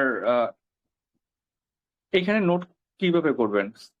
ইন্টারন্যাশনাল অ্যাফেয়ার্স এর কনসেপচুয়াল নোট একদম ইজি, ঠিক আছে। সেটা হচ্ছে এরকম যে আপনার কাজ হচ্ছে একটা খাতা বানাবেন। আপনি কিন্তু সবগুলো সাবজেক্টের জন্য আলাদা আলাদা খাতা বানাবেন। ইন্টারন্যাশনাল বাংলাদেশের জন্য 2টা খাতা লাগতে পারে আপনার, ঠিক আছে। তো কারণ এই খাতা দিয়ে কিন্তু আপনার 3-4টে বিসিএস রিটেন দিবেন একই খাতা দিয়ে। তো এতগুলা প্রতি বছর তো নোট করবেন না, প্রথমবার নোট করবেন, বাকিগুলো হয়ে যাবে। এখানে যেটা করবেন আপনি হচ্ছেন প্রথম, আপনি যে নোট খাতা বানাবেন। আচ্ছা, আপনাদের মধ্যে স্যাডলি ব্যাপার হচ্ছে কেউ হচ্ছে আমাকে দেন নাই বাংলাদেশের নোট করে দিচ্ছেন কেউ আমাকে, বাংলার চর্যাপদের একজন মানুষ। ভাইয়া আমি বানাইছি ভাই। করেছি বাট দিতে সেন্ড হবে করা তো, আমাকে হয়নি। দিতে হবে না? আমি তো জানবো না আপনি বানাইছেন কি বানান নাই, ঠিক আছে। আমাকে গ্রুপে দেওয়ার কথা ছিল আপনাকে। ওকে, তো আপনারা হচ্ছে একটু এগুলো শুনবেন। আমি কিন্তু চেক করি, এমন না যে চেক করি না, ক্লাস নিয়ে ভুলে যাচ্ছে, ঠিক আছে। ইন্টারন্যাশনাল হচ্ছে আপনাকে নোট খাতা বানাবেন, সেখানে প্রথমে নাম দিবেন হচ্ছে কনসেপচুয়াল, তারপরে হচ্ছে আপনি দিবেন হচ্ছে প্রথম চ্যাপ্টার। এবার আপনার কাজ হচ্ছে সবগুলা সংজ্ঞাকে নিয়ে আসবেন, ডেফিনেশন যতগুলো আছে। যেমন আন্তর্জাতিক সম্পর্ক টাইটেল দিবেন, আন্তর্জাতিক সম্পর্ক, ঠিক আছে। এই টাইটেল দিয়ে আপনি হচ্ছেন এখান থেকে শুরু করবেন, এইটা সবসময় খালি থাকবে। এই পার্টটা আপনি খাতা এখান থেকে মার্জিনের লেফটে লিখবেন সম্পর্ক। এখানে আপনি হচ্ছেন লিখলেন international relation is dualism between idealism and realism, Morgenthau. তাহলে ইন্টারন্যাশনাল রিলেশন বলছে একটা ডুয়ালিজম, মানে একটা দ্বান্দ্বিক সম্পর্ক বিটুইন হচ্ছে আইডিয়ালিজম রিয়ালিজম। এই ডাটাটা হচ্ছে, এই কোটেশনটা হচ্ছে আপনি লিখে ফেলেন। এরপর এখানে অনেকগুলো কোটেশন আছে দেখেন। ওয়েস্টফেলিয়া ট্রিটি 1648 সালে ওয়েস্টফেলিয়া নিয়ে পড়ে আসছেন, 30 বছরের যুদ্ধের পর যে ট্রিটি হয়, সেখানে বলা আছে কূটনীতির ব্যবস্থাপনার আন্তর্জাতিক সম্পর্ক, এটাও লিখে রাখেন। মানে যত আন্তর্জাতিক সম্পর্ক নিয়ে যতগুলো কোটেশন আছে, সহজ কোটেশন যেটা আপনি পাবেন মনে করেন, সবগুলো হচ্ছে আপনি লিখে ফেলবেন, না পারলেও লিখেন। কারণ নোট করলে মানে তো আপনি পরীক্ষা দিবেন এমন না, কিন্তু নোটটা ভালো হওয়া লাগবে, ঠিক আছে। এখন আপনার কাছে এই বছর 47-এ টাফ লাগতেছে, আপনি যখন 50 রিটেন দিবেন তখন সহজও লাগতে পারে। যেমন আন্তর্জাতিক আন্তর্জাতিক রাজনীতি মূলত কূটনীতি ও বিভিন্ন রাষ্ট্রের মধ্যে সম্পর্ক নিয়ে আলোচনা করে, পামার এন্ড পার্কিন্স, এটা লিখে রাখে, ঠিক আছে। So আপনাদের আজকের নোট হচ্ছে ইন্টারন্যাশনালের প্রথম চ্যাপ্টারের সবগুলো নোট করে ফেলা, ঠিক আছে। এখন দেখেন আন্তর্জাতিক সম্পর্ক মানে কি। আন্তর্জাতিক সম্পর্ক মানে হচ্ছে, এটা একটু পরে বুঝাচ্ছি। আন্তরিক সম্পর্ক এবং রাজনীতির 2টা পার্থক্য আছে, সেখান থেকে বুঝালে এটা ইজি হবে আপনাদের জন্য।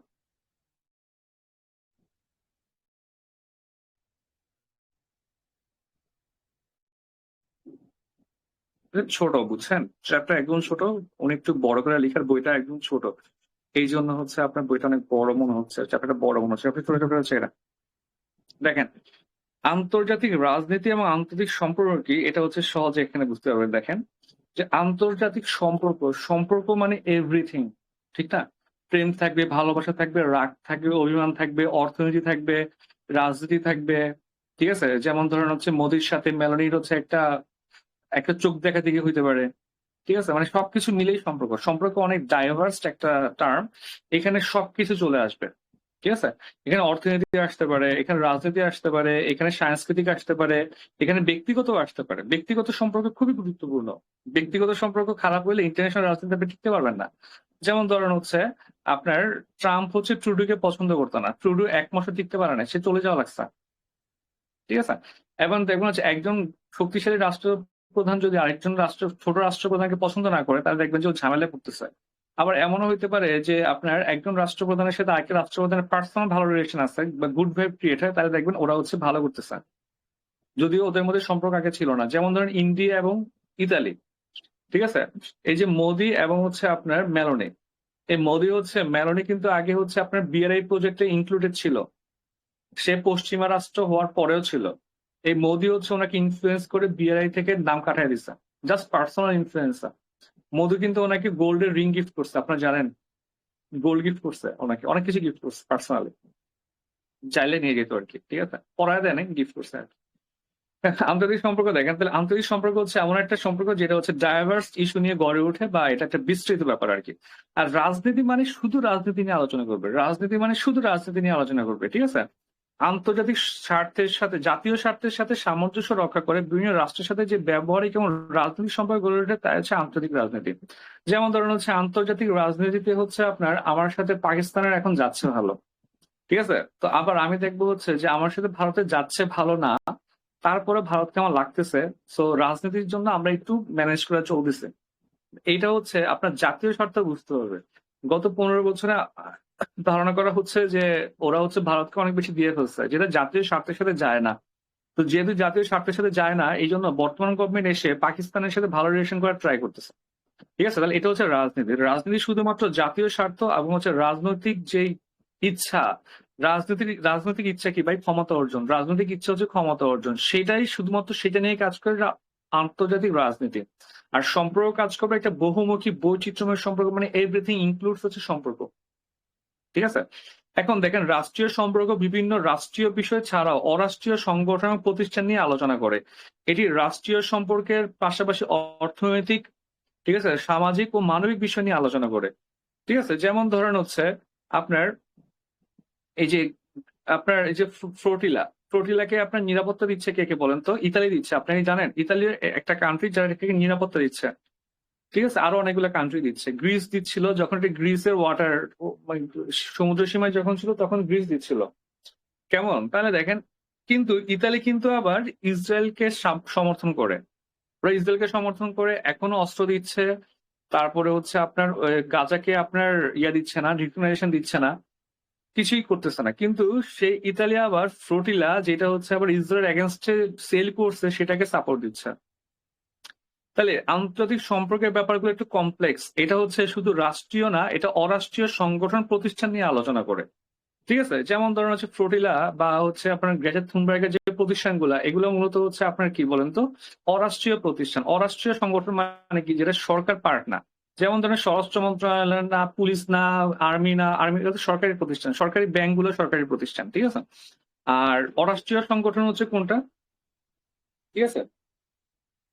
অরাষ্ট্রীয় সংগঠন হচ্ছে আপনার যেমন ধরুন এনজিও গুলা বা হচ্ছে প্রাইভেট ব্যবসায়ী প্রতিষ্ঠানগুলা। হ্যাঁ, যেমন ধরেন ডক্টর মোহাম্মদ ইউনূস যখন যায়, এই যে যান আর কি ইয়াতে আপনার ইউএনএ, তখন কিন্তু ওনার সাথে অনেক ব্যবসায়ীও গেছে। ওরা কিন্তু টোটালি পলিটিক্যাল না, ওরা পুরোপুরি নন পলিটিক্যাল, কিন্তু ওরা গেছে কেন? ওই দেশের ব্যবসায়ীর সাথে আলোচনা করার জন্য।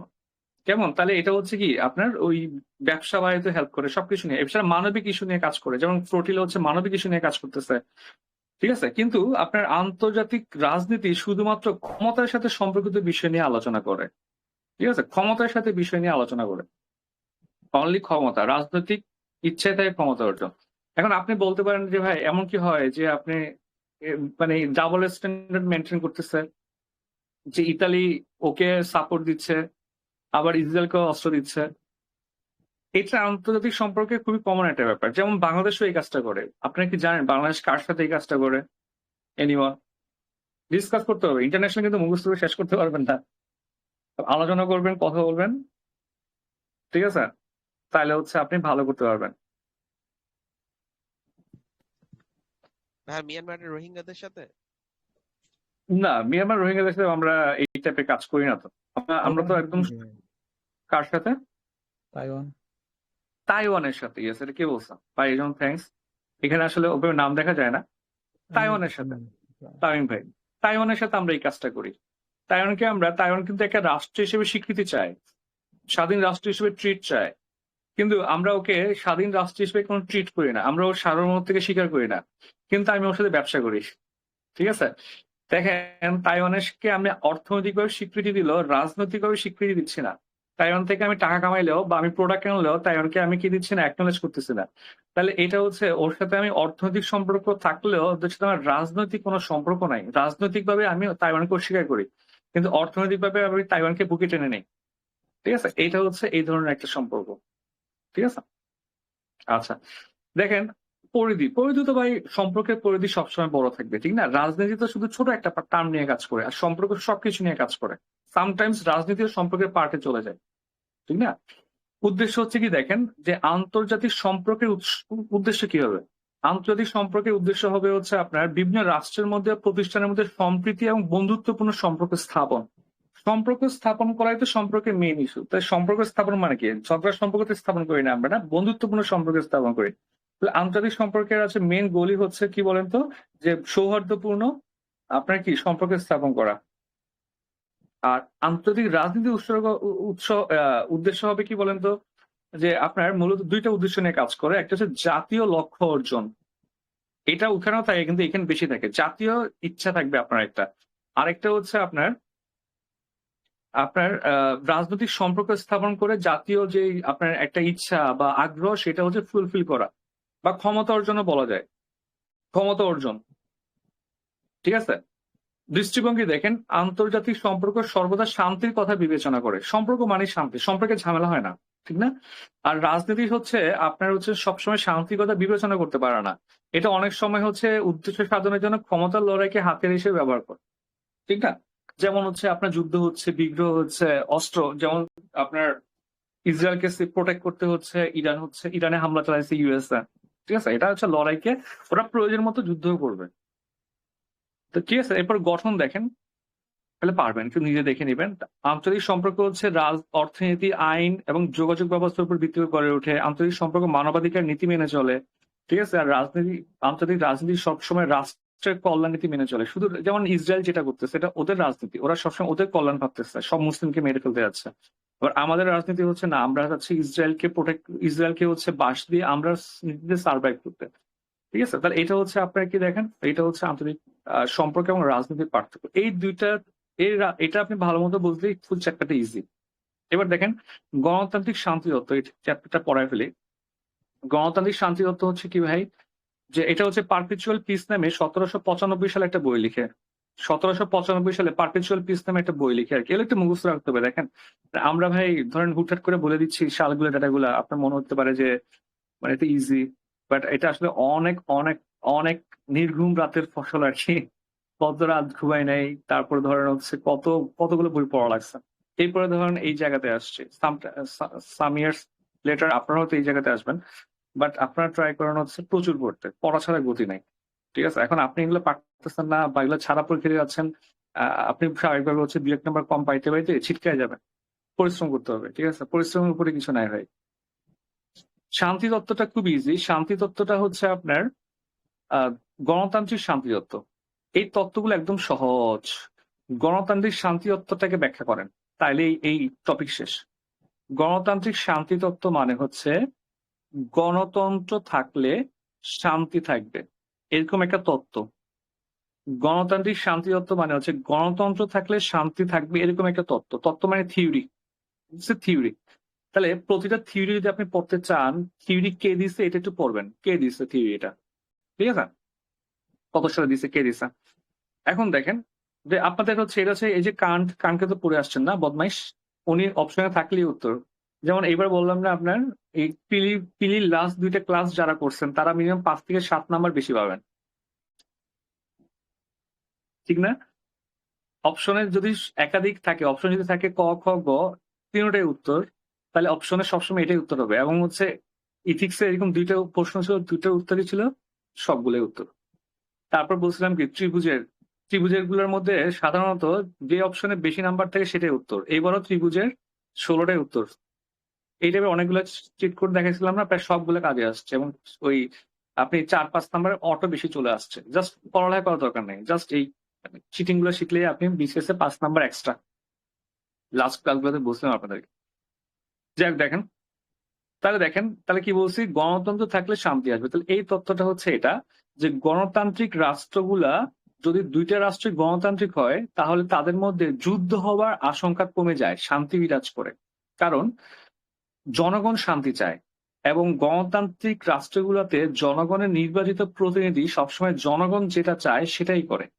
অপরদিকে যদি আপনার অটোক্রেসি থাকে, একনায়কতন্ত্র থাকে, তাহলে হচ্ছে যুদ্ধের আশঙ্কা বেড়ে যায়। এটা হচ্ছে এই তত্ত্বের মূল কথা আর কি। কি বলছি বলেন তো? গণতান্ত্রিক দেশ কখনো অন্যের সাথে সংঘাতে জড়াবে না। এই তত্ত্ববাদীরা হচ্ছে শান্তি চুক্তির মাধ্যমে যুদ্ধকে পরিহার করতে চাবে। প্যাচার লাগছে ভাই, চলেন মিলমিশ করে ফেলি, ঠিক আছে? এটা হচ্ছে এই তত্ত্বের মেইন ইস্যু। এই কারণ হচ্ছে আপনার সাংবিধানিকভাবে যুদ্ধ ঘোষণা করতে জনগণের সম্মতি লাগবে, আর জনগণ হচ্ছে সম্মতি দিবে না। জনগণ জানে যে যুদ্ধ হলে জনগণই মরবে, ঠিক আছে? এই জন্য 2টা দেশের জনগণই যখন যুদ্ধ যাবে না, 2টা দেশেই আপনার হচ্ছে একটা চুক্তির মাধ্যমে যুদ্ধ বন্ধ করবে। সেটা হচ্ছে থাইল্যান্ড এবং কম্বোডিয়াতে আমরা দেখি যুদ্ধ লাগতে লাগতে গিয়েও লাগে নাই। এখন রাষ্ট্র 2টা যদি হয় ভারত পাকিস্তান সেটা ভিন্ন কথা, ঠিক আছে? ওদের বোর্ডিং লাগলো, জনগণ বলে কি যুদ্ধ লাগাই দিয়ে আসে, ঠিক আছে? এই 2টা দেশ যে কি দিয়ে বানাইছে আল্লাহ আমি জানি না, ঠিক আছে? মানে এটা পৃথিবীর বাইরে 2টা দেশ মনে হয় আর কি আমার। বাকি রাষ্ট্রগুলোর জন্য এগুলা খাটে। আর রাজতান্ত্রিক রাষ্ট্রগুলো রাজা নিজে যুদ্ধ ঘোষণা করে, সো যুদ্ধ প্রচুর লেগে যায় আর কি। এটা হচ্ছে মেইন ইস্যু হচ্ছে এটা, ঠিক আছে? এটা 46 রিটেনে আসছে। মনেরো ডক্ট্রিন সেখানে ভুল ছিল, ডেট ভুল ছিল। দেখেন, মনেরো মানে হচ্ছে মনরো পড়বেন, ঠিক আছে? মনো পড়বেন, মনরো মানে মনো মানে কি? মনো মানে কি? মনো এক বুঝায়, মনো মানে এক বুঝায়, এক। তাহলে মনরো ডক্ট্রিন মানে হচ্ছে এক এক চলার নীতি, মানে একা চলার নীতি। তোর ডাক শুনে যদি কেউ না আসে একলা চলবে, ঠিক আছে? তাহলে হচ্ছে এটাকে থিওরি অফ আইসোলেশনও বলে। কি বলে? Theory of isolation. বই খাতা নিয়ে বসেন ভাই, লিখেন এগুলা। থিওরি অফ আইসোলেশন, ঠিক আছে? মনরো ডক্ট্রিন অথবা থিওরি অফ আইসোলেশন, এটা হচ্ছে 1823 সালে দেয়। 1823 সালে, বলেন তো দেখি 1821 সালে কি হয়?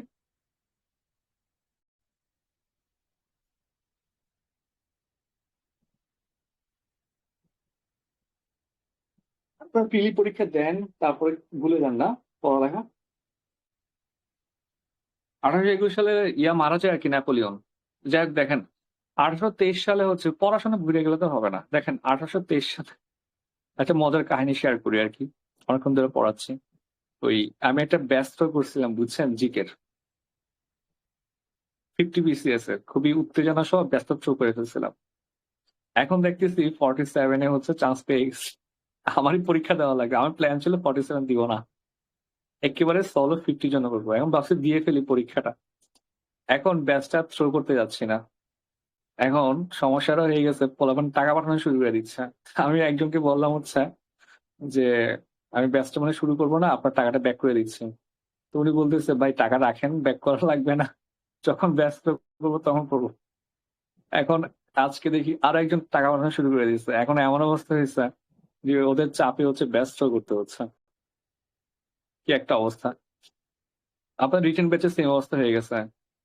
আমি বলছি আমাকে জিজ্ঞেস করে টাকা পাঠাইতে, সবাই টাকা পাঠায় বলে অ্যাড করে দিন, জিজ্ঞেসই করতেছে না। এখন টাকা ব্যাকও নিচ্ছে না, তো আমাকে গ্রুপে অ্যাড করতে হচ্ছে, গ্রুপটা বড় হয়ে যাচ্ছে। আমি আজকে রাতে বা কালকে ঘোষণা দিব যে মানে আর নেওয়া যাবে না। যাই হোক, যেটা বলতেছিলাম আর কি, তাহলে এটা হচ্ছে আইসোলেশন। থিওরি অফ আইসোলেশন হচ্ছে কি ভাই? একা থাকার নীতি। একা থাকার নীতি হচ্ছে দেখেন, যে 1823 সালের দিকে অনেক কাহিনী হয়। কাহিনী টাহিনী হওয়ার পরে আপনার ইউরোপ তো যুদ্ধে জড়াবে। ইউরোপ তো একটা বদমাশ কন্টিনেন্ট। তাহলে আমেরিকার দুইটা এখানে স্টেক কাজ করে। আমেরিকা দেখে ওর ডেভেলপমেন্ট এখনো বাকি আছে। আমেরিকার ডেভেলপমেন্ট এখনো বাকি আছে। আমেরিকা চাচ্ছে যে ডেমোক্রেসিকে হচ্ছে অনেক বেশি মাত্রায় প্রমোট করতে হবে। তো আমেরিকা চাচ্ছিল যে আমি যদি ডেমোক্রেসিকে প্রমোট করি আমাকে আগে ভদ্র হওয়া লাগবে। ঠিক আছে, এখানে মূল ব্যাপার ডেমোক্রেসি প্রমোশন না, এখানে মূল ব্যাপার হচ্ছে আমেরিকার নিজস্ব ডেভেলপমেন্ট। আমেরিকা যদি এখন যুদ্ধে জড়ায় তাহলে ডেভেলপমেন্ট হবে না। আর তখন হুদাই যুদ্ধ লাগতো আর কি, ঠিক আছে। আর যুদ্ধ ইউরোপে বেশি হইতো। তখন এই যে হচ্ছে আপনার যুক্তরাষ্ট্র হচ্ছে মার্কিন যুক্তরাষ্ট্র হচ্ছে আপনার এই 1823 সালে হচ্ছে এই ডক্ট্রিনটা নেওয়া হয়। এখানে বলা হয় যে ভাই আমি তোর এখানে ডিস্টার্ব করবো না, ঠিক আছে। আচ্ছা দাঁড়ান আমি একটু দেখাই। ধরুন হচ্ছে এটা,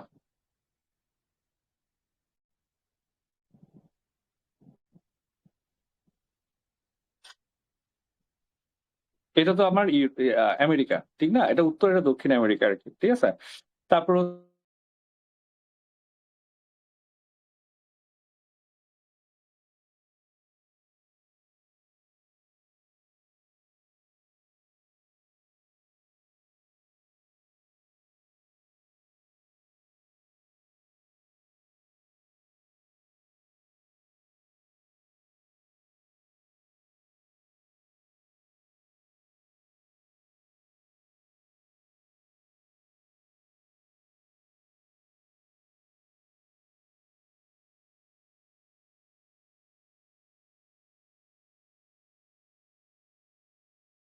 শুনতে পাচ্ছেন এখন? হ্যালো? জি ভাই। আচ্ছা, আমার নেটওয়ার্ক আবার দেখতেও পাচ্ছেন আশা করি। স্ক্রিন শেয়ার কি হচ্ছে না হচ্ছে না? আচ্ছা আমি স্ক্রিন শেয়ার দিচ্ছি আবার।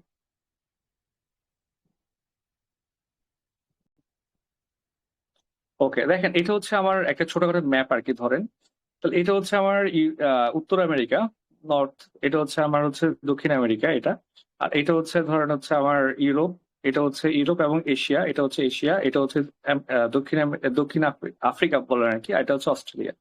তাহলে এই আমেরিকা বললো হচ্ছে কি, আমেরিকা বললো যে ভাই, ইউরোপকে বললো আর কি, তখন সবচেয়ে দান্দাবাজ ছিল ইউরোপ। বললো ভাই যে তুমি এই জায়গাতে আসবা না, এই জায়গাতে হচ্ছে তুমি আসবা না, ডিস্টার্বও করবো না, আক্রমণও করবো না, কিছু করবো না, তুমি যা ইচ্ছা করো, পুরো পৃথিবী তুমি দখল করে ফেলো, ঠিক আছে, আমার কিচ্ছু যায় আসে না, কিন্তু তুমি এই জায়গাতে আসবা না, আর আমিও তোমাকে ডিস্টার্ব করবো না। এই জন্য আপনি দেখবেন যে পুরো পৃথিবীর 90% জায়গা ছিল হচ্ছে ইউরোপের দখলে, ঠিক আছে। আশিয়ানটা দখল করছে ফ্রান্স এবং হচ্ছে পর্তুগিজরা মিলে। আমাদের সাবকন্টিনেন্ট দখল করছে হচ্ছে আপনার ইয়ারা মিলে, এই যে ইউকে। আর অর্ধেক আফ্রিকা দখলে ছিল ফ্রান্সের। মানে পুরো বিশ্বটাই ছিল হচ্ছে একটা সময়কার আপনার এই ইউরোপের। কিন্তু এই 1823 সালে হচ্ছে আপনার আমেরিকা বলে তুমি এইখানে ডিস্টার্ব করবে না, আমিও তোমাকে ডিস্টার্ব করবো না। এইটাই হচ্ছে আইসোলেশন নীতি। তো এই নীতির মেন কারণটা ছিল আমেরিকা চাচ্ছিল যে আমরা নিজেরা ঠিক থাকি, নিজেরা ডেভেলপমেন্টটাকে করে ফেলি, এরপরে কি হচ্ছে আমরা দেশ দখল করতে যাব, ঠিক আছে। আবার আমেরিকা কিন্তু কখনোই বড় কোনো যুদ্ধে জড়ায় নাই। কারণ আপনি বলতে পারেন ভাই প্রথম বিশ্বযুদ্ধে জড়াইছে, দ্বিতীয় বিশ্বযুদ্ধে জড়াইছে, এটা পুরো এটা ইউজলেস জড়ানো। প্রথম বিশ্বযুদ্ধ শেষ হয়েছে কবে? 2018 সালে। বলেন জানেন আমেরিকা কত, সরি 1918 সালে। বলেন তো আমেরিকা কত সালে জড়াইছে যুদ্ধে? জানেন আপনারা? জানেন না? 1917।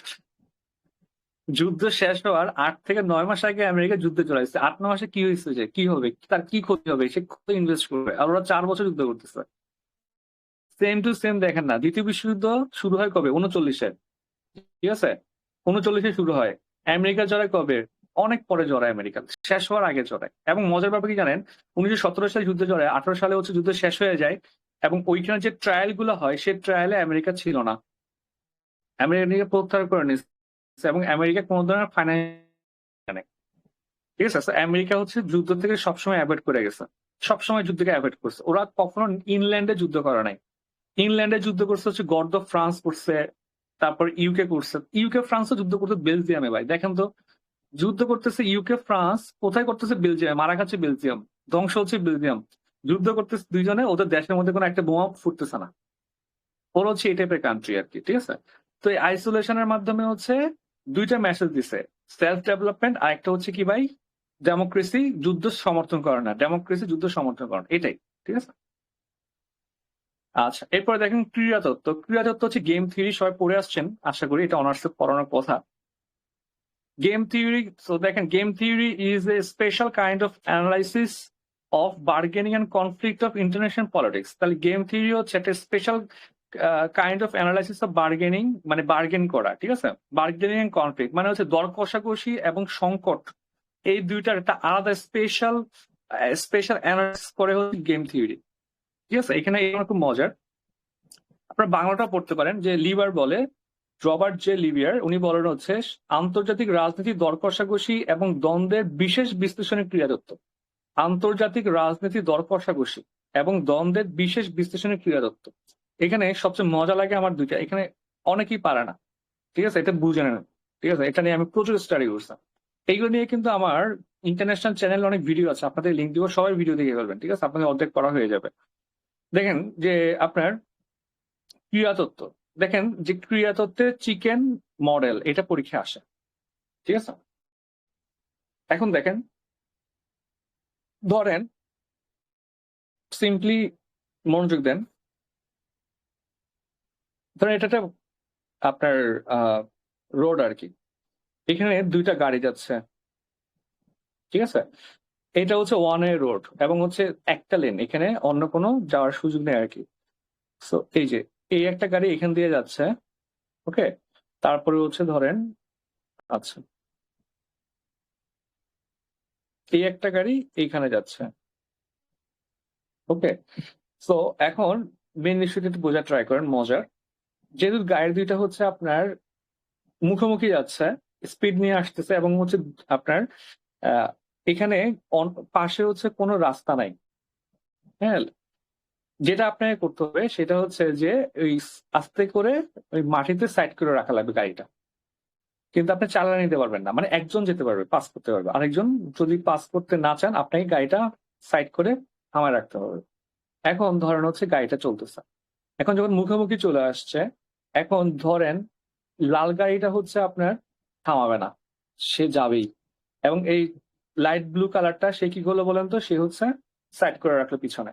তাহলে আপনার কি মনে হবে এখানে হিরোকে, নেতাকে? নেতা লালটা না, কারণ সে থামায় নাই, সে যা ইচ্ছা করতে পারছে লালটা। আবার উল্টা, লালটা সরে গেল, ব্লুটা হচ্ছে আগায় গেল, তাহলে এখানে হিরো হচ্ছে কে? ব্লুটা।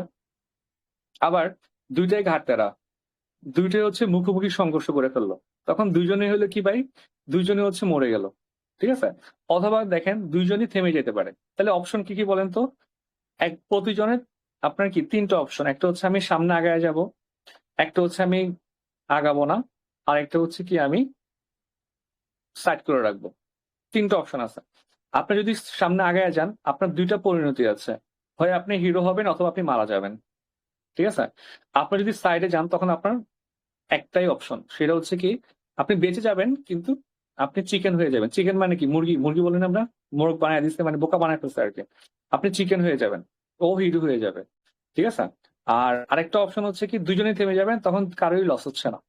এই তিনটা অপশন দিয়ে হচ্ছে মূলত আমরা সবকিছু জাজ করি।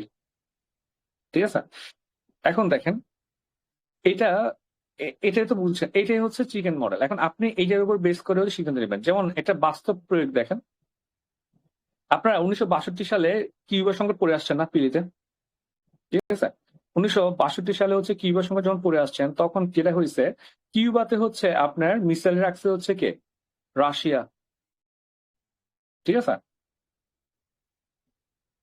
দেখেন কারণ এটা হচ্ছে ইউএসএ, এটা পাশে হচ্ছে কে বলেন তো? কিউবা একদম পাশে না, এখানে মিসাইল রাখছে হচ্ছে রাশিয়া অ্যাটাক করার জন্য। ওদিকে রাশিয়া হচ্ছে এখানে, রাশিয়ার একদম পাশের দেশ হচ্ছে পোল্যান্ড, পোল্যান্ডে মিসাইল রাখছে হচ্ছে কি আমেরিকা, রাশিয়া আক্রমণ চালানোর জন্য। এখন খুবই খারাপ অবস্থা চলে, যে কোনো সময় হচ্ছে আগুন লেগে যাবে। তো এখন এখন দেখেন কি হইতে পারতো এখানে। এবার চিকেন, ওই যে ওটাকে চিন্তা ভাবনা করেন, চিকেন মডেলটা। ঠিক আছে, এমন হইতে পারতো যে রাশিয়া আক্রমণ করে দিছে। এখন রাশিয়া যখন আক্রমণ করে, ইউএসএ দুইটা কাজ করতে পারতো, হয় ইউএসএ আক্রমণ চালাবে পোল্যান্ডকে দিয়ে, অথবা ইউএসএ চুপ হয়ে যাবে। ঠিক আছে, যে একবার মারা খেয়ে চুপ, তাহলে রাশিয়া হিরো হয়ে যাবে। আর ইউএসএ যদি আবার আক্রমণ চালায় দেয়, রাশিয়ার আক্রমণ করে, তখন দুজনই মারা যাবে। ঠিক আছে, তো এরকম ইস্যুতে যেটা হইলো যে ইউএসএ এবং রাশিয়া দুজনেই পরে সিদ্ধান্ত নিল যে ঠিক আছে আমি হচ্ছে কিউবা থেকে মিসাইল সরায় নিব, ইউএসএ বলছে আমি পোল্যান্ড থেকে সরায় নিব। তার মানে কি দুইজনে ওই গাড়িওয়ালার মতো দুইজনই থেমে গেছে। তাহলে কেউই এখানে হিরো হয় না, কেউ চিকেন হয় না, দুইজনই প্রোটেক্টেড আছে। এই ইস্যুটা হয়েছে হচ্ছে কোথায় বলেন তো? এবার দ্বিতীয় বিশ্বযুদ্ধে আসেন, বলেন তো জাপান কত সালে হামলা চালায়? জাপান পার্ল হারবারে কত সালে হামলা চালায়? 41। 41। এগুলো কিন্তু ভাই এখানে লেখা লাগবে, ঠিক আছে? 41-এ হামলা চালায়, ঠিক আছে? এখন দেখেন, প্রথমত এইটাও এখানেও আমাদের চিকেন মডেলটা ছিল, কিরকম ছিল দেখেন। জাপান হামলা চালাইছে, প্রথম হামলা জাপান চালাইছে, মোটামুটি চালাইছে, অত আহামরি চালায় না। পার্ল হারবারে আহামরি কিছু ছিল না, ঠিক আছে? পার্ল হারবারে হামলা চালাইছে। তো এই জাপান ভাবছে যে ইউএসএ চুপ হয়ে যাবে, ভয়ে আসবে না। কিন্তু ইউএসএ কি করছে বলেন তো? ইউএসএ কি করলো যে আপনার জাপানের পুরো 2টা শহরে পারমাণবিক বোমা মেরে পুরো ধ্বংস করে ফেলাইছে। এরপরে জাপান ভয় পাইছে নাকি ইউএসএ ভয় পাইছে? জাপান ভয় পাইছে না? জাপান। তাহলে এখানে হিরো কে হয়েছে?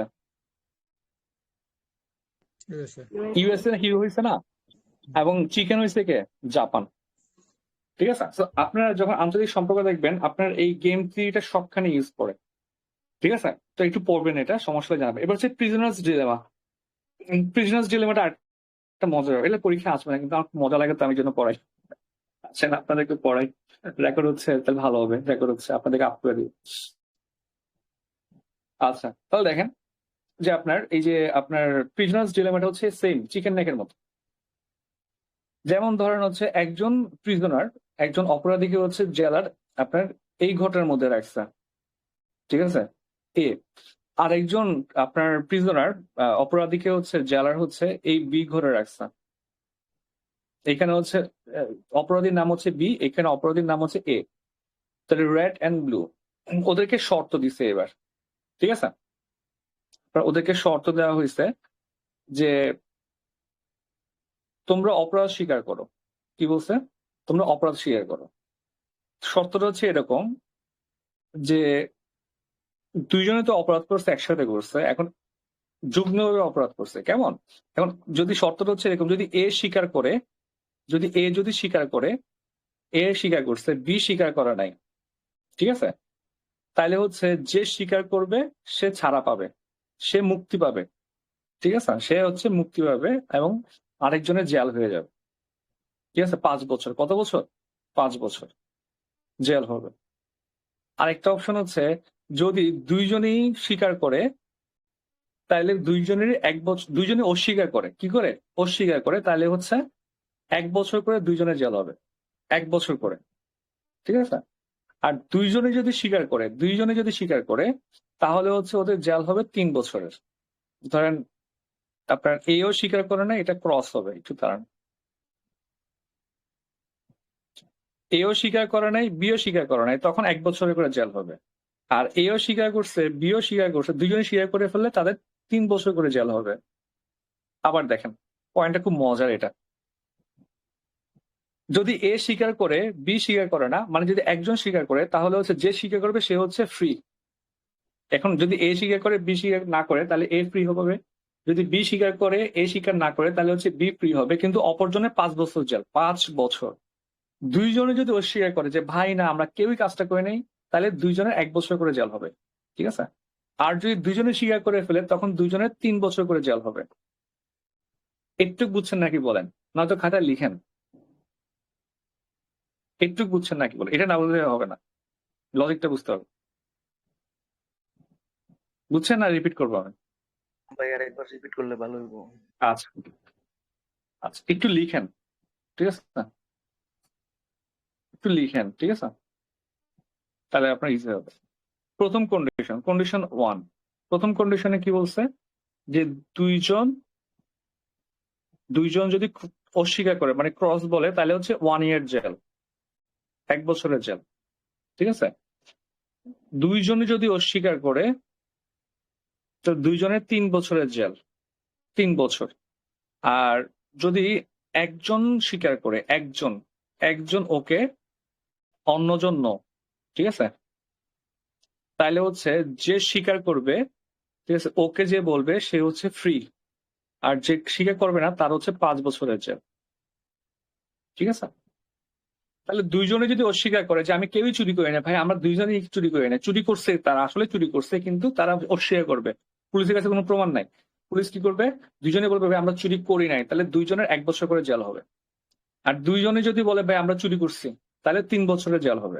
আর দুইজনে যদি একজন বলে যে আমি চুরি করছি, তাহলে দুইজনে যদি বলে চুরি করছি, তাহলে 3 বছরের করে জেল হবে। এখন আসেন দেখি, এখন মজার ব্যাপারটা হচ্ছে দুইজনকে রাখা হয়েছে আলাদা করে, দুইজন হচ্ছে কি ভাই আলাদা করে, ঠিক আছে, মানে কেউ জানে না আরেকজন কি বলতেছে, কেউ জানে না, দুইজনেই জানে না আরেকজন কি বলতেছে। এখন দুইজনে কি বলবে, দুইজনের জন্য সবচেয়ে প্রফিটেবল কোনটা, 1 বছরের জেলটা না? দুইজনের জন্য প্রফিটেবল হচ্ছে 1 বছরের জেল। যে ভাই আমরা কেউই চুরি করি নাই, তাহলে 2 বছরের, দুইজনে 1 বছরের জেল হবে, 1 বছর পরে তারা ব্যাক করে আসবে এবং টাকা চুরি করছে যে সেই টাকাটা ওদের হয়ে যাবে, they will get the money and মাত্র 1 বছর জেল খেটে আসবে। কিন্তু প্রিজনার্স ডিলেমায় প্রিজনার তো দুজনে তো চোর খারাপ, ওরা মনে করে আচ্ছা আমি যে অস্বীকার করব, কিন্তু ও যদি যদি এ ভাবতেছে আচ্ছা আমি যে অস্বীকার করব, যদি বি স্বীকার করে ফেলে, আমি যদি অস্বীকার করি তখন তো আমার 5 বছরের জেল হয়ে যাবে, ও তো ফ্রি হয়ে যাবে।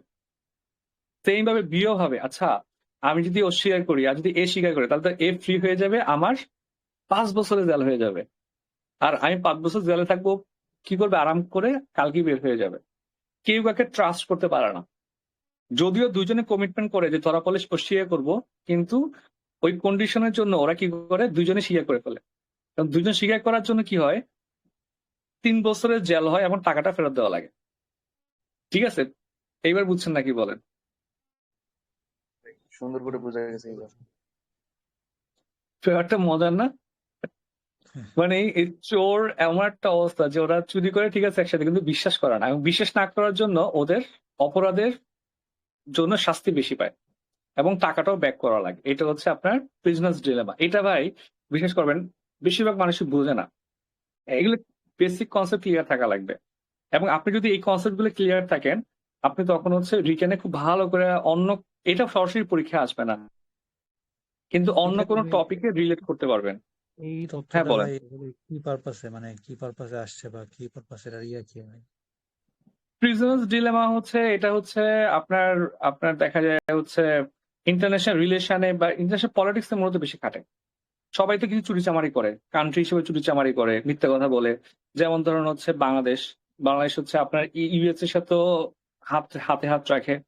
আপনারা ওই যে কুচ কুচ হোতা হে মুভি একটা ছিল না, ওইখানে দেখা যায় সে হচ্ছে একজনের কাঁধে হাত রাখছে মেয়ে একটা, পাশে হচ্ছে আরেকজনের ছেলের হাত ধরে রাখছে, কাঁধে মাথা রাখছে এক ছেলের, হাত ধরে রাখছে আরেকজনের। বাংলাদেশে এরকম সিচুয়েশন আছে না? বাংলাদেশ হচ্ছে ওদিকে ইউএসএ বলছে ভাই আমি আছি, ওদিকে রাশিয়াকে বলছে তুমি আমার জান, ঠিক আছে। এই ইস্যুগুলোতে হচ্ছে প্রিজনার্স ডিলেমা ইউজ করা হয়। এবং রাশিয়া বা চীন ওরা যদি বুঝতে পারে যে যে বাংলাদেশ হচ্ছে কোন এক্সট্রা ফ্যাসিলিটি নিচ্ছে ইউএস থেকে বা দিচ্ছে ইউএস থেকে, তখন হচ্ছে চীন ওটাকে ইউজ করে হচ্ছে বাংলাদেশ থেকে এক্সট্রা ফ্যাসিলিটি নেওয়ার ট্রাই করে। ঠিক আছে, যেমন ধরেন হচ্ছে কোভিড এর সময় বাংলাদেশে খুবই কম টাকায় করোনা টিকা দিচ্ছিল কে, চীন। শর্ত ছিল হচ্ছে ওই ওই টাকার পরিমাণটা হচ্ছে কি করা, ডিসক্লোজ করা যাবে না। পরে প্রথম আলোর একজন মহিলা সাংবাদিক সেটা ডিসক্লোজ করে ফেলে উইদাউট এনি অথরাইজেশন। পরে কিন্তু চীনকে টাকা বেশি দেওয়া লাগছিল, চীন বেশি টাকা নিচ্ছে বাংলাদেশ থেকে। ঠিক আছে, এরকম কিছু ইস্যু আছে। আর ওই জেলখানাতে এটা ইউজ করেই। ঠিক আছে, আচ্ছা, এবার যে হান্টিংটন, তাহলে দেখেন হান্টিংটনের সভ্যতার সংকট, এটা পড়বেন। হান্টিংটন হচ্ছে 1996 সালে একটা থিসিস করে, আর কি থিসিসটা হচ্ছে আপনার ক্ল্যাশ অফ সিভিলাইজেশন নামে একটা বই আকারে পাবলিশ করে। এখানে হচ্ছে উনি 8টা সভ্যতার কথা বলছে। ঠিক আছে, 8টা সভ্যতা একদম ইজি, এলা পিলিতে পড়াশার কথা, পিলিতে আমি পড়াইছিলাম। প্রথমটা হচ্ছে পশ্চিমা সভ্যতা। কি কি দেখেন তো, আপনি ম্যাপ মাথায় রাখবেন, ঠিক আছে, বক্স বক্স করে। এটা হচ্ছে উত্তর আমেরিকা, এটা হচ্ছে দক্ষিণ আমেরিকা, এটা হচ্ছে ইউরোপ, এটা হচ্ছে আফ্রিকা, এটা হচ্ছে এশিয়া, এটা দক্ষিণ এশিয়া। ঠিক আছে, শেষ। এটা হচ্ছে আমাদের ওয়ার্ল্ড ম্যাপ। ঠিক আছে, তো ওয়ার্ল্ড ম্যাপের মধ্যে দেখেন ম্যাপগুলো মাথায় রাখবেন জাস্ট এইভাবে, যে পশ্চিমা সভ্যতা একটা থাকবে। ঠিক আছে, এই পশ্চিমা সভ্যতা মানে ইউরোপ প্লাস আমেরিকা, পুরোটা পশ্চিম। এটা হচ্ছে ল্যাটিন আমেরিকান সভ্যতা। তাহলে একটা সভ্যতা আমি পাইলাম, 2টা সভ্যতা এটা, আফ্রিকান সভ্যতা একটা, 3টা। সবচেয়ে গ্যাঞ্জাম হচ্ছে সবসময় এশিয়াতে থাকবে, মাথায় রাখবেন, গ্যাঞ্জামের জায়গায় জন্মাইছেন আপনি। ঠিক আছে, তাহলে দেখেন, তাহলে এটা হচ্ছে চীন, চীনে হচ্ছে একটা চীনের সভ্যতা থাকবে। এখানে ইন্ডিয়াতে একটা ইন্ডিয়ান সভ্যতা থাকবে।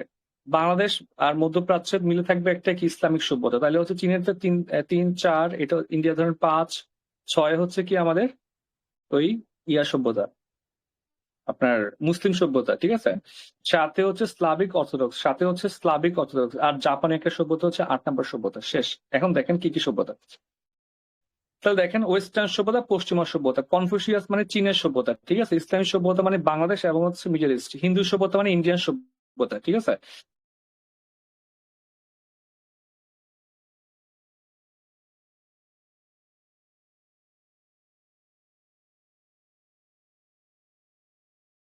মানে সভ্যতা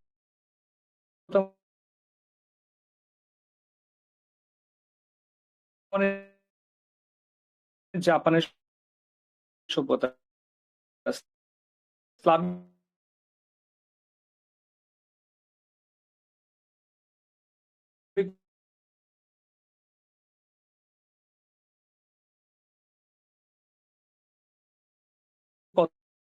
অর্থোডক্স, তারপর ল্যাটিন ভাইয়ের কথা ভেঙে ভেঙে আসছে। বোঝা যাচ্ছে না ভাই।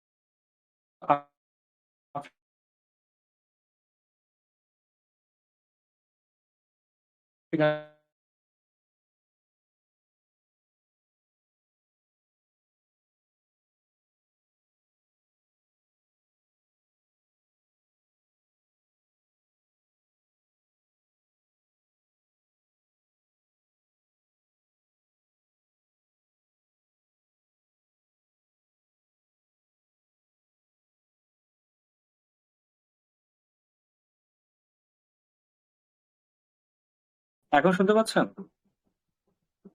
হ্যাঁ, শোনাচ্ছি। জি ভাই, আর লাস্টে প্রায় 2 আমার মিনিট হচ্ছে পরে যায়। চিটাগাং হচ্ছে বৃষ্টি হচ্ছে, তো ওয়েদার খারাপ, তো আমার হচ্ছে ইলেকট্রিসিটি আপ ডাউন করলেই ওয়াইফাই ডিস্টার্ব করতেছে।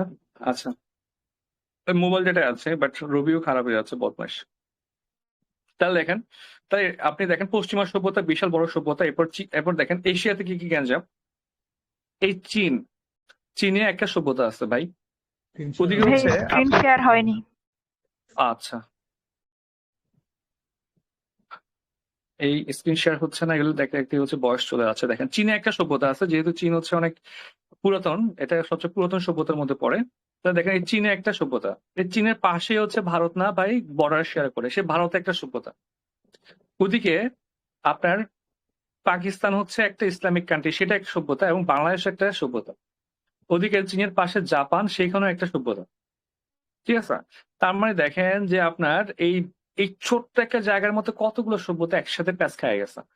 এবং দেখেন এই হিন্দু সভ্যতা কিংবা হচ্ছে ইন্ডিয়ান সভ্যতা, এখানে হচ্ছে নিউক্লিয়ার উইপন আছে। পাকিস্তান ইসলামিক সভ্যতা, এখানে নিউক্লিয়ার উইপন আছে। এইখানে একটা চীনের সভ্যতা, এখানে একটা নিউক্লিয়ার উইপন আছে, ঠিক আছে। মানে চিন্তা করে দেখেন যে তিনটা সভ্যতার মধ্যে দ্বন্দ্ব থাকবে, তাদের মধ্যে আবার পারমাণবিক বোমাও আছে। মানে এত গ্যাঞ্জামের জায়গা পৃথিবীতে আর নাই রে ভাই। মিডল ইস্ট হচ্ছে গ্যাঞ্জাম হচ্ছে আপনার এই এশিয়াতে।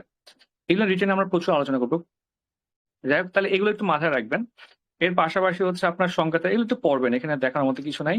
উনি বলছে যে কেন গ্যাঞ্জাম লাগবে, কারণ হচ্ছে সাংস্কৃতিক মৌলিক পার্থক্য আছে। সাংস্কৃতিক মৌলিক পার্থক্য দেখেন, যে আপনি যদি মুসলিম হয়ে যদি মদ খান, তাহলে তো অবস্থা খারাপ হয়ে যাবে।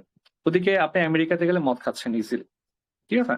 তারপর ধরুন হচ্ছে নারী, আমাদের ইসলামিক সভ্যতা নারীদেরকে যেভাবে আপনার পর্দা বা এগুলোতে ফোকাস করে, আবার এটার বিরুদ্ধে কথা বলে হচ্ছে ওয়েস্টার্ন সভ্যতা। তাহলে এই মৌলিক সভ্যতার বা মৌলিক পার্থক্য, ইভেন শুধু নারীদেরকে যে আপনার ধর্ম বলতেছে পর্দা করার জন্য এমন না, অনেক নারীও পর্দা করতে চায়।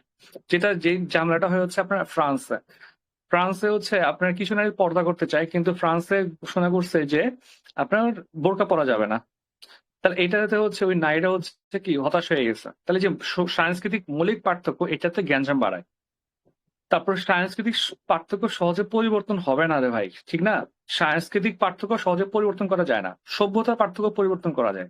আপনি যত সহজে এআই ইউজ করতে পারবেন, যত সহজে এআই ইউজে অভ্যস্ত হতে পারবেন, তত সহজে ধরেন আপনি শাড়ি না পরে আপনি টপস পরতে পারবেন না। বা ছেলেরা হচ্ছে আপনার ধরেন হচ্ছে ছেলেরা দেখেন যে আপনারা হচ্ছেন যত বেশি মাত্রায় এআই ইউজ করতেছেন বা ধরেন একটা ওয়েস্টার্ন মুভি দেখে অভ্যস্ত হয়ে পড়ছেন, কিন্তু আপনি আপনার টিচারকে নাম ধরে ডাকতে পারবেন না। এই রাফি তোর কথা শোনা যাচ্ছে না, রাফি তোমার কথা শোনা যাচ্ছে না, আপনি এটা বলতে পারবেন, আপনার গায়ে লাগবে। ঠিক আছে, তার মানে হচ্ছে এটা কালচারটা সহজে চেঞ্জ করা যায় না আমাদের কান্ট্রিতে, কিন্তু অ্যাব্রোডে এটা হয় না। ওরা বাবাকে নাম ধরে দেখে, মিস্টার মাইক তাকে ডাকতেছেন। ঠিক আছে, তাহলে দেখেন বিশ্বায়ন। ঠিক আছে, এবং এই বিশ্বায়নটা হচ্ছে মেন ঝামেলার জিনিস। দেখেন যে আগে জাহাঙ্গীরনগর বিশ্ববিদ্যালয়ে ধরেন র্যাক ডেতে হচ্ছে অনেক ফান হয়, এইটা নিয়ে কোনো জ্ঞানজাম ছিল না। ঠিক আছে, তো আমি হচ্ছে জাহাঙ্গীরনগর বিশ্ববিদ্যালয়ে আমার একটা নাচ নাচ ওর সাথে আমি আলোচনা করতেছিলাম এটা নিয়ে, যে এখন দেখবেন যে জাহাঙ্গীরনগর বিশ্ববিদ্যালয় নিয়ে হুজুরটা কথা বলতেছে। ঠিক আছে, কোন একটা হুজুর জন্য কথা বললো না, নাম ভুলে গেলাম, ওই উনি একটু বেশি কথা বলে।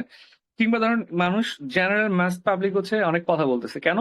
কারণ হচ্ছে এখন ওই যে ধরেন র্যাক ডে হচ্ছে, আড্ডা হচ্ছে, গল্প হচ্ছে, গান হচ্ছে, এখন ফেসবুক মারফত সবগুলা কি ট্রান্সমিটেড হয়ে যাচ্ছে, সবাই পেয়ে যাচ্ছে। এই জন্য যারা বিশ্ববিদ্যালয়ে যাচ্ছে না তারাও পাচ্ছে, যারা যাচ্ছে তারাও পাচ্ছে। এই জন্য মানুষ ক্রিটিসাইজও করতেছে, প্রশংসা করতেছে। তাহলে এখানে মেইন সমস্যাটা হচ্ছে আপনার কি, যে এই যে ট্রান্সফার অফ ইনফরমেশন। যেমন ধরুন হচ্ছে আপনি জানেন না, যেমন ধরেন হচ্ছে আপনি সহজেই জানেন যে গাজাতে প্রতিদিন 100 মানুষ মারা হচ্ছে, ফ্লোটিলাকে অ্যারেস্ট করা হয়েছে। মানে 2 সেকেন্ডের মধ্যে আপনি জেনে যাচ্ছেন, আপনি রিয়েকশন দেখাতে পারতেছেন। 50 বছর আগে চিন্তা করেন না, আপনি জাস্ট আরো চিন্তা করেন না। খেলাফত আন্দোলন, খেলাফত আন্দোলন হচ্ছে বাংলাদেশে কেন? কারণ হচ্ছে তুরস্কের উপরে অনেক অবৈধ কন্ডিশন চাপাই দিছিল। তো সেই খেলাফত আন্দোলনটা খেলাফত বাতিল করে দিছে কামাল পাশা। সেটা বাতিল করার পরেও বাংলাদেশে কি চলছিল? খেলাফত আন্দোলন চলতেছিল। কিন্তু যে যার জন্য খেলাফত আন্দোলন চলতেছিল সে বাতিল করে দেওয়ার পরেও কেন বাংলাদেশে খেলাফত চলে? কারণ বাংলাদেশে মানুষ জানতোই না খেলাফত বাতিল হয়ে গেছে। জানবে কেন ভাই? তখন কি মোবাইল ছিল? তখন কি আপনার টিভি ছিল না? তখন হচ্ছে আপনার কিছু ছিল, হোয়াটসঅ্যাপ ছিল, ফেসবুক ছিল। ঠিক আছে, পরবর্তীতে জানা গেছে, মানুষ বুঝতে পারছে যে খেলাফত বাতিল হয়ে গেছে, আন্দোলন করে লাভ নেই, আন্দোলন বাদ দিচ্ছে। তাহলে এই যে বিশ্বায়ন বা ফ্লো অফ ম্যাস ইনফরমেশনটা হচ্ছে মূলত হচ্ছে কনফ্লিক্ট মাঝে মধ্যে জায়গায় তোলে আর কি। ঠিক আছে, এবার দেখেন সুইং স্টেট, সুইং সিভিলাইজেশন। এটা হচ্ছে এবার 46 এর জন্য আমি এটা লিখে আসছি। সুইং ভোটার তো পড়ে আসছে আমরা। সুইং মানে হচ্ছে যে ঘোরে আর কি, ওর থেকে ওটা ঘুরে, যার মন হচ্ছে কিনা ফিক্স না। ঠিক আছে, তো সেটা হচ্ছে কিরকম দেখেন আপনার ওই ধরেন সুইং ভোটার ছিল কারা? আমেরিকার রাজনীতিতে সুইং ভোটার ছিল। সুইং ভোটার হচ্ছে কারা? যারা ফিক্সড না, যারা যেটা নো কাকে ভোট দিবে, ওরা কি ট্রাম্পকে ভোট দিবে না কমলাকে ভোট দিবে। ঠিক আছে, তখন এই সুইং ভোটার আপনার ম্যানিপুলেট করছে কে বলেন তো? Elon Musk. Elon Musk. ঠিক আছে, সে হচ্ছে এটাকে ম্যানিপুলেট করছে। ইলন মাস্ক হচ্ছে বড়লোক একটা মানুষ। তো আমরা সবসময় বড়লোক মানুষ থেকে মোটিভেশন পাই। ঠিক আছে, আপনার আপনার আপনার পকেটে টাকা না থাকুক, কিন্তু আপনি দেখা যদি বড়লোক মনে হয় ভাই, আপনার পিছনে 10টা মানুষ ঘুরবে। দেখা বড়লোক মনে হইলে হবে। মানুষ হচ্ছে এত একটা মানুষের নেচার হয়ে গেছে আর কি। তো ইলন মাস্ক হচ্ছে বিশ্বের 1 নম্বর ধনী। ও একটা কথা বলে সবাই ঝাঁপায়া পড়বে, ঠিক না? তো দেখেন ও বলছে কি, যে আপনাকে অবশ্যই ট্রাম্পকে ভোট দিতে হবে। ট্রাম্পের জন্য সে প্রচারণা চালাইছে এবং ভোট দিলে সে টাকাও দিচ্ছে, 5 মিলিয়ন মিলিয়ন টাকা খরচ করছে। তাহলে সুইং ভোটার হচ্ছে যারা সিদ্ধান্ত নিতে পারে না কার পক্ষে থাকবে, কিন্তু হচ্ছে ওদেরকে হচ্ছে ম্যানিপুলেট করে ভোটগুলো আদায় করাটা হচ্ছে সুইং ভোটার। সুইং স্টেট হচ্ছে সেম, সুইং সিভিলাইজেশন সেম। এটা হচ্ছে কিরকম দেখেন, যে ওরা সিদ্ধান্ত নিতে পারে না, যদি মারামারি লাগে, যদি ইসলামিক এবং হচ্ছে আপনার খ্রিস্টান অর্থোডক্স কিংবা হচ্ছে আপনার ওয়েস্টার্নদের মধ্যে মারামারি লাগে, আমি কোন দলকে সাপোর্ট করব, ওরা এখনো শিওর না। ওই যারা শিওর না তারা হচ্ছে সুইং সিভিলাইজেশন বা সুইং স্টেটস। ঠিক আছে, যেমন হচ্ছে আপনার রাশিয়া আসলে শিওর না, ওরা কি পশ্চিমা, ওরা কি অপশ্চিমা, ওরা নিজেরাই জানে না। ঠিক আছে, এই জন্য দেখেন যে তারা হচ্ছে ইউরোপে ঢুকতে চায়, ন্যাটোতে ঢুকতে চাইছিল, আবার ওটার সম্পর্ক ভালো আমাদের সাথে। কেমন? যেমন রাশিয়া, দেখেন রাশিয়া হচ্ছে মুসলমানদেরকে সংঘাতে জড়ায় চেচনিয়া অঞ্চলে। আবার ইরানের সাথে হচ্ছে, ইরানকে ওরা ইন্টারন্যাশনাল পলিটিক্সে সাপোর্ট দেয়। যেমন চীন হচ্ছে উইঘুরে মুসলিম মারে। আবার হচ্ছে মুসলিম দেশ হিসেবে পাকিস্তান, চীন, সৌদি আরবদের সাথে খুব ভালো সম্পর্ক। মানে দেয়ার সুইং। ঠিক আছে, ওদের মুড সুইং হচ্ছে আর কি, এটা দিয়ে মনে রাখবেন আর কি। ঠিক আছে, তারপরে হচ্ছে আপনার ধরেন এই যে এগুলাই লিখছে আর কি, মানে আপনি সিদ্ধান্ত নেন নাই কার সাথে। আপনি জানেন ভাই, দুনিয়া উল্টায় গেলেও ইউএসএ সবসময় হচ্ছে ইসরায়েলকে সাপোর্ট দিবে। গতকাল ট্রাম্প একটা সাইন করছে, বরং গুরুত্বপূর্ণ একটা প্রেসিডেন্সিয়াল অর্ডার জারি করছে, জানেন আপনারা? কাতারে যদি কেউ হামলা চালায় তাহলে ইউএসএ তাকে হামলা চালাবে, মানে বুঝছেন? ইসরায়েল যদি কাতারে হামলা চালায়, ইসরায়েল ইউএসএ হামলা চালাবে। গতকালকে প্রেসিডেন্সিয়াল অর্ডার, এগুলো পড়তে হবে, আপনাদের রিটার্ন দিচ্ছেন, ঠিক আছে? তাহলে দেখেন, এখন যত কিছুই হোক ভাই, আপনার কি মনে হয় ইউএসএ পারমাণবিক বোমা মেরে দিবে ইসরায়েলে? সম্ভব না। এগুলো হচ্ছে কাতারকে এমনি ঠান্ডা করতেছে, বুঝছেন ব্যাপারটা? বা ইসরায়েলকে থ্রেট দিচ্ছে। ওয়েস্টার্ন ইউকে গত 1 বছরে 1 লাখ পিস গুলি দিছে। কাকে? ইসরায়েলকে। অথচ ইউকে হচ্ছে আবার গাজাকে কি দিচ্ছে? অ্যাকনলেজ করতেছে। তাহলে আপনি যত কিছুই করেন, ইউকে সবসময় ইসরায়েলকে সাপোর্ট দিবে। ওগুলা সুইং স্টেট না, এগুলো ফিক্সড স্টেট, ঠিক আছে? এটাই স্নায়ুযুদ্ধ হচ্ছে মনস্তাত্ত্বিক যুদ্ধ, এটা পড়ে নেবেন। সমস্যা থাকলে আমাকে জানাবেন, পরের ক্লাসে আমি দেখাই দিব আর কি, ঠিক আছে? এদিকে প্রায় চ্যাপ্টার শেষ। এই যে মনোনীতি, খুব আমি তো পড়াই দিছি ভালো করে, এটা হচ্ছে আবার দিছে এইখানে, ঠিক আছে? মনোনীতিটা পড়বেন। ট্রুম্যান ডক্ট্রিন হচ্ছে মনের উল্টা। ট্রুম্যান ডক্ট্রিন হচ্ছে মনের উল্টা, ঠিক আছে? পড়বেন, একই পড়ে জানাবেন, সমস্যা থাকে। প্রথম চ্যাপ্টার আমাদের শেষ।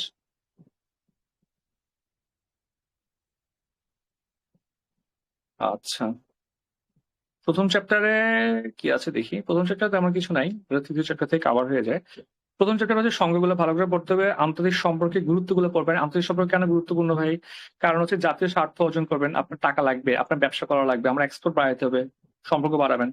পারস্পরিক নির্ভরশীলতা বেশি বাড়ছে না এখন? আমি তো এখন আপনার হচ্ছেন কি চাই, আপনি এখন পাকিস্তানে কি চান? 3 পিস চান, ঠিক না মেয়েরা? এখন পাকিস্তানি আমাদের মেয়েদের মন খারাপ হয়ে যাবে, তো মেয়েদের মন ভালো করার জন্য আমার পাকিস্তানের সাথে সম্পর্ক ভালো রেখে 3 পিস আনা লাগবে, ঠিক আছে? আন্তর্জাতিক বাণিজ্য বাড়াইতে হবে আমাকে, ঠিক আছে? তো এগুলোর কারণে হচ্ছে, এগুলোর জন্য আমার সম্পর্ক ভালো রাখা লাগবে আর কি, ঠিক আছে? এখানে তেমন কিছু নাই। আচ্ছা, আপনাদের বাংলাটা আজকে পড়াইতে পারতেছি না, টায়ার্ড হয়ে গেছে, তো একটু বলে রাখি। মধ্যযুগ হচ্ছে আপনার সবচেয়ে ইজি। আপনারা হচ্ছেন প্রাচীন যুগে যে ক্লাসটা করছেন, সেই ক্লাসটা হচ্ছে আমাকে অবশ্যই ছবি পাঠাবেন, ঠিক আছে? ওই নোটগুলা। আর আপনারা 2টা নোট করবেন, নোট করেন মানে বুঝাচ্ছি আমি, এখন নোট করেন, আমাকে জানাবেন যে কি কি বাড়ি কাজ আপনাদের। প্রথমত হচ্ছে আপনি প্রাচীন যুগের ক্লাসটার হচ্ছে যে নোট করার কথা ছিল, যেগুলো সেগুলো করে আমাকে দিবেন। মধ্যযুগের একটা কাজ দিয়ে, এগুলো আসলে আপনারা সবগুলো পিলিতে পড়ে আসছেন। শ্রীকৃষ্ণ কীর্তন, ঠিক আছে? শ্রীকৃষ্ণ কীর্তন পর্যন্ত একটু পড়েন, পড়ে আপনি হচ্ছেন আমাকে দিয়েন কোন টপিকে সমস্যা হচ্ছে কিনা, আমি হচ্ছে দেখবো। এর পাশাপাশি হচ্ছে আপনাকে কি করবো, ওই পরের ক্লাসে আমি টান দিয়ে দিব আর কি। বাট একবার পড়ে ফেলেন শ্রীকৃষ্ণ কীর্তন পর্যন্ত, এখানে তেমন কিছু নাই, জাস্ট একবার রিডিং করবেন, ঠিক আছে? ও রিডিং করেন। আর ব্যাকরণ কি পড়া লাগবে এটা আমি জানাবো আগে ক্লাস, আজকে আর নিয়ে কথা বলবো না। আর রচনা 2টা বাড়ি কাজ, একটা হচ্ছে ডেমোগ্রাফিক ডিভিডেন্ড, আর একটা হচ্ছে একটা কি ছিল, ওমেন এম্পাওয়ারমেন্ট, ঠিক আছে? এই 2টা। আর এগুলো হচ্ছে এমন ভাবে নোট করবেন, বাংলা প্লাস ইংলিশের সাথে, যেটা আসলে আপনি পারেন, বাংলাও আসতে পারে, ইংলিশও আসতে পারে, কেমন? তাহলে আজকে হচ্ছে এতখানি, বলেন কোনো প্রশ্ন আছে? ও, আজকে রাতে 10টা করে একটা ক্লাস নিব ইয়ার উপরে, জিকে ব্যাচের উপরে, যেহেতু পোলাপান যোগ করতেছে, ফ্রি ক্লাস হবে আর কি। তো আপনারা যারা হচ্ছেন, আচ্ছা, আপনারা যারা হচ্ছেন করতে চান চলে আসবেন আর কি, ঠিক আছে? আচ্ছা, কোনো প্রশ্ন আছে কিনা বলেন, আমাদের রেখে দিয়ে আছে।